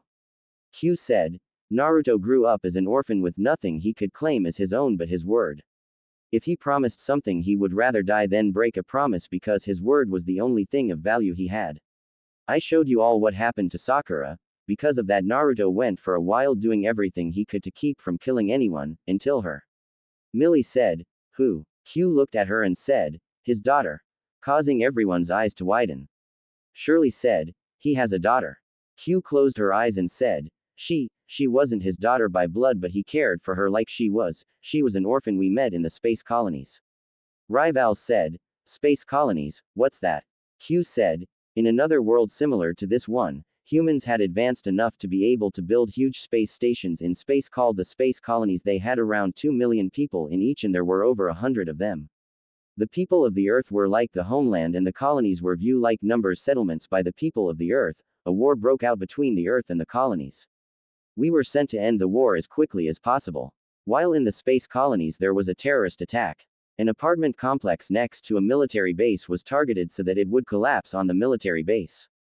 Q bit her lip and said, Naruto was spying on the base when the attack happened and he found her with a head injury in the rubble after the building collapsed. When she woke up she had no memories of anything. Naruto had found her parents dead in the building but they didn't have any family we could find. He was the first thing she saw and instantly thought of Naruto as her dad. Naruto couldn't hurt her by telling her the truth and took up the role of her father. She was the only person before today that had ever been here beside Naruto and me. Millie asked, "What happened?" Q pursed her lips and said, "A new weapon called the Zero System had been developed. It was the ultimate battle program that pushed the limits of the human mind. A program that altered the minds of a human, stripping them of everything but what they had to do to achieve their goal, turning them into the perfect weapon and soldier. Out of 200 pilots who attempted to use it, only 5 didn't go completely insane, but those 5 suffered from momentary insanity from it. Naruto was one of those 5. A space battle with over 2,000 mobile suits was going on. Naruto was in the Gundam Mobile Suit Kami, a suit he designed, and it was equipped with the Zero system. The battle was taking place next to the space colony where she was, and Naruto was trying to defend the colony from the mobile suits. It was the first time he ever used the Zero system. The colony activated their auto defenses and attacked all mobile suits. Naruto was only defending that colony because she was there. The Zero system, his mission by the Shinigami was to end the war and save as many lives as he could. The Zero system altered his mind to the point he saw there would be no war if there was no space colony. Everyone gasped and Nina said, "You don't mean?" Q nods and said, "The Zero system stripped her from his mind as unimportant data. The Zero system is a system of combat, it doesn't comprehend human emotions." Once the battle was over, the Zero system shut down since there was no other enemies in the area. When it shut down, Naruto was a complete mess. It was the last battle he took place in that world. Naruto, after realizing what he did, destroyed himself. He found out the exact limit it took to die. The next several missions Naruto went on, Shinigami became pissed at him because he was doing everything he could to die, walking in front of cars, jumping off building, blowing himself up, poison. I don't think there is a way possible to die that he didn't try and Shinigami would bring him back to life. Finally Shinigami had enough. He decided that if Naruto wanted to die blaming himself for killing his daughter, that he would let him. Nunnally said, "But if Shinigami was willing to let him die, then how is he over there?" Q said, "Because he sent Naruto back to the world with the space colonies before her death and told him if he wanted to save his daughter all he had to do was kill himself." Naruto created the Gundam suit Shinigami with one mission in mind. Destroy the Gundam suit Kami and its pilot before it destroyed the space colony where his daughter was. Colin said, "You mean that he had to fight himself?" Q nods and said, "Shinigami battled Kami with both using the Zero system. Shinigami won and Naruto was able to save his daughter and the space colonies.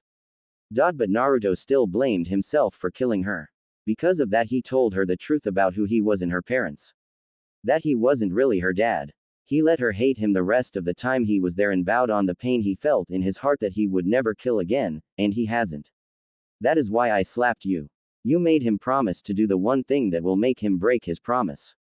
To kill." Nunnally said, "But I didn't, I asked him." Q said, "To take the place of your brother as leader of the Black Knights. Something that your brother had to kill 1/3 of the world population and himself to do. Do you honestly think that Naruto can just walk right up and say change in the world will? No, people have to have a reason to change or they never will." Lelouch said, "But he killed yesterday in Shinjuku." Q shook her head and said, "No, every soldier he met, even the ones killing civilians, he didn't kill. He cut off their hands where they would never be able to hold a gun again. Even when he was fighting against the mobile suits, he only fought to stop them, not kill the pilots inside." Colin thought back to the battle and thought, "She's right. He could have killed several different times but he didn't." Rival said, "Will everyone please stop it? I'm getting ahead and I am confused as hell. We're talking about starting wars, killing, and God knows what else. Can't we all just go back to school and forget all this?" Lelouch said, "And let Suzaku die for something I did." Rival said, "Well, maybe you can just tell them who you really are. Who are you anyways?" Nunnally said, "It won't do any good except having Lelouch and me killed along with everyone at Ashford Academy." Everyone eyes widened and Shirley said, "You're not serious, Nunnally, are you?" Nunnally said, "As serious as I know, Lelouch has been planning to assassinate our father since the day I was crippled and mother was assassinated in front of me 10 years ago. Isn't that right, brother?" Lelouch frowned and said, "I wish you didn't know that, Nunnally." Shirley said, "Lulu," in a shocked tone. Lelouch said, "Why are you telling everyone like this, Nunnally?" Nunnally said, "What good is victory if you have nothing left, brother? You killed father and took the throne of Britannia and had Suzaku take up the masked identity of Zero and kill you in order to unite the world to bring peace." Colin asked, "Father, how can him killing his father allow him to take the throne of Britannia?" Lelouch said, "Because I was born Lelouch v Britannia, 11th Prince of Britannia before mother was assassinated and Nunnally was crippled." Everyone was shocked and Shirley said, "You're a prince, Lulu." Colin thought, "No way, he's a prince," and said, "You killed your own half-brother Clovis." Lelouch said, "That's right, Q1. Everyone looked confused but Colin and Q. Q said, "Enough," as she saw Colin reaching for her purse, catching everyone's attention. Q said, It doesn't matter what you are but what you do that defines who you are. It doesn't matter if he's a prince or a number. All that matters is that he killed Clovis and can help defeat Britannia. After all, Nunnally has put her life on the line for him to do it and Lelouch won't risk Nunnally life. Colin asked, "What do you mean?" Q said, "Just what I said. Naruto keeps his promises. He promised Nunnally that he would become the leader of the Black Knights but he won't let victory come at the cost of innocent lives. Naruto and I aren't from this world and we don't know the enemy. We know how to fight wars and battles but our lack of knowledge will cause needles casualties. As much as I hate to admit it, in order for Naruto to become the leader of the Black Knights, Zero will have to be involved, but Naruto will need a way to control Zero, which is why he would reveal Zero's greatest weakness to the commanders of the Black Knight," as she looked at Nunnally. Everyone's eyes widened and Millie said, "Would Naruto really do that, after?" Q said, "Naruto values all life, Millie. If to save a life he had to cripple someone he would. Lelouch already proved he cares more about revenge than justice when he killed Clovis. He'd tell the Black Knights about Nunnally so that way Lelouch won't think about betraying them out of fear they would target her to get him. Naruto won't let them kill her so Lelouch will have to stay on his good side so he can keep the Black Knights under control." CC said, "How can you be so sure that what you say Naruto will do is what he will do?" Q said, "Because like Lelouch knows how Britannia's fights and thinks, I know how Naruto fights and thinks. Naruto battle strategy is simple, take out the strongest enemy on the battlefield, himself or the commander of the enemy forces. By defeating the leaders or the strongest link, then the enemy forces will break apart into chaos that allows them to be defeated easily due to loss of moral and order."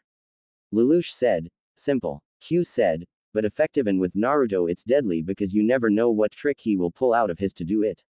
I've seen him drop his pants and piss on the head of a loud baron once before using the baron's toupee to wipe his." Rivals said, "You're joking, right?" Q said, "Naruto was known in his home village as the prankmaster from hell. He was also known as the #1 hyperactive surprise ninja." CC said, "I see only one problem. What is he going to do about all of the ones here knowing all this about him?" Q smirked and said, "Oh, that's easy, try and get revenge on me. Naruto and I have a mutual understanding. When on mission-related things or battles we work together as a team. When not doing those two things we cause each other's as much hell as we can for each other. Me telling all of you this is part of that. Naruto may be a bad fighter on the battlefield and probably has done more crazy shit than all of you put together could do in a lifetime, but he is still a human being just like you. He bleeds, he laughs, he cries, he hurts, and he can and will die. The only difference is that when you die you will go wherever people go when they die, while Naruto and I will be pulled back here until Shinigami has another mission for us, possibly forever. There is only so much you can do to each other when you're alone in the world. When we get a chance to live we take every chance we can to live, but you know the surprising thing is, he gave his virginity to Millie." Everyone's eyes widened as Millie turned bright red and CC said, "Was he any good?" Millie turned even redder and said, "That is none of your business, and there is no way he was a virgin." "He was." Q said, "Too good. Please, he reads cheesy romance novels in every dimension we have gone to so he can dream about what it's like to actually be loved, and so when he actually had a chance to start a family he could make the woman he's with so blissful from passion that she wouldn't care that he didn't tell her about his past. He was always too afraid to start a relationship because he knew he would only be there for a short time. That is why he was actually willing to try and go after you. He told you what his dream was. He wants to have several wives and several children and live in peace with them. Can you blame him after everything you know about him now?" Nunnally asked, "Really, why several?" Q said, "Because he's been alone besides me for so long and he knows that if he has only one wife that she would become too curious about his past, which would bring up things he doesn't want to talk about like his daughter. By having several then they wouldn't want to waste time wondering about the past but about spending the present and future together. You can't change the past, you can live for the moment and prepare for the future though. Having several children is so that when he does die they would have the one thing he never had to support them. Family." Lelouch said, "Why haven't you been with him? I mean you are both stuck together." Q said, "I was inside his mother when he was conceived, I was inside his mother when he was born. With everything that has happened I see him as my own kid, though if any of you tell him that I will rip out your throats." Nunnally said, "So was he any good, Millie?" Millie said, "None of your business." In an angry voice. Nunnally said, that settles it. Lelouch, you will aid Naruto in changing the world, and after the world is changed Naruto will become my husband. Everyone's eyes widen and Lelouch actually choked and Millie screamed, what? Nunnally said, what? I've only had with one person and that was Suzaku, and it was more of a sympathy since he couldn't tell anyone who he really was under that mask. Also I made him feel guilty by telling him to make me enjoy it more to pay me back for murdering my brother. CC said, you are really your mother's daughter. Mariana would be proud. Lelouch said, and how do you know that which? CC said, I'm a several hundred-year-old immortal who is older than the Holy Britannian Empire. Hell, odds are it was me who changed the world where the 13 colonies followed Britannia's rule instead of going after its independence. Those colonists sure could throw a party, causing everyone to gape. Lelouch said, but how do you know our mother? CC said, Charles maybe got a strong body and a deep voice, but in the sack he's just a minute man. Marianne literally would leave the room after pouring a cup of tea, and be back by the time the sugar cube dissolved in her tea. That's why he's got so many wives, so they don't know that he isn't trying to hurry to get back to ruling the kingdom, but because he really only can last that long. I wonder, is it genetic? As she looked at Lelouch. Q said, want to find out. See what brains here can do about a couple of immortal vixens having their way with him. CC said, interesting proposal, but are you sure you're seasoned enough to keep up? Q said, I'm not the one who was competing with nuns to keep his virginity. If it could be written, I wrote it. I make a new body every 50, this one's pumped up and ready to go. So you ready? CC said, you in orange. Shirley squeaked and CC said, suit yourself, let's ride. As she got up and began to move toward Lelouch, who said, now wait just a minute, A whip sound was heard, causing everyone to turn to look at Q, who was now in a Ashford Academy school uniform that was 2 sizes too small, with a riding crop in her hand, and said in an innocent voice, Lulu, you don't want to be mean to little old me, would you? As she gave him a pout. Rivals, Nina, and Lelouch all got nosebleeds, and CC said, damn, you really are. How's this? As she loosened her shirt and rubbed her lips sensually with her fingers while giving Lelouch an innocent look. Lelouch and Rivals both passed out, and Nina's eyes were glossed over while the other girls in the room has massive blushes on their faces. Just then a thunder sound was heard above them, and Q looked up and said, damn thunderstorm. Computer, descend to ocean floor. Once they descended to the ocean floor and both Lelouch and Rivals had woken up, Q said, now the question is, what are you all going to do with this info? I'm not going to tell you what to do. It is your decision, but think about it long and hard before you do, because your actions will have wide-spreading effects.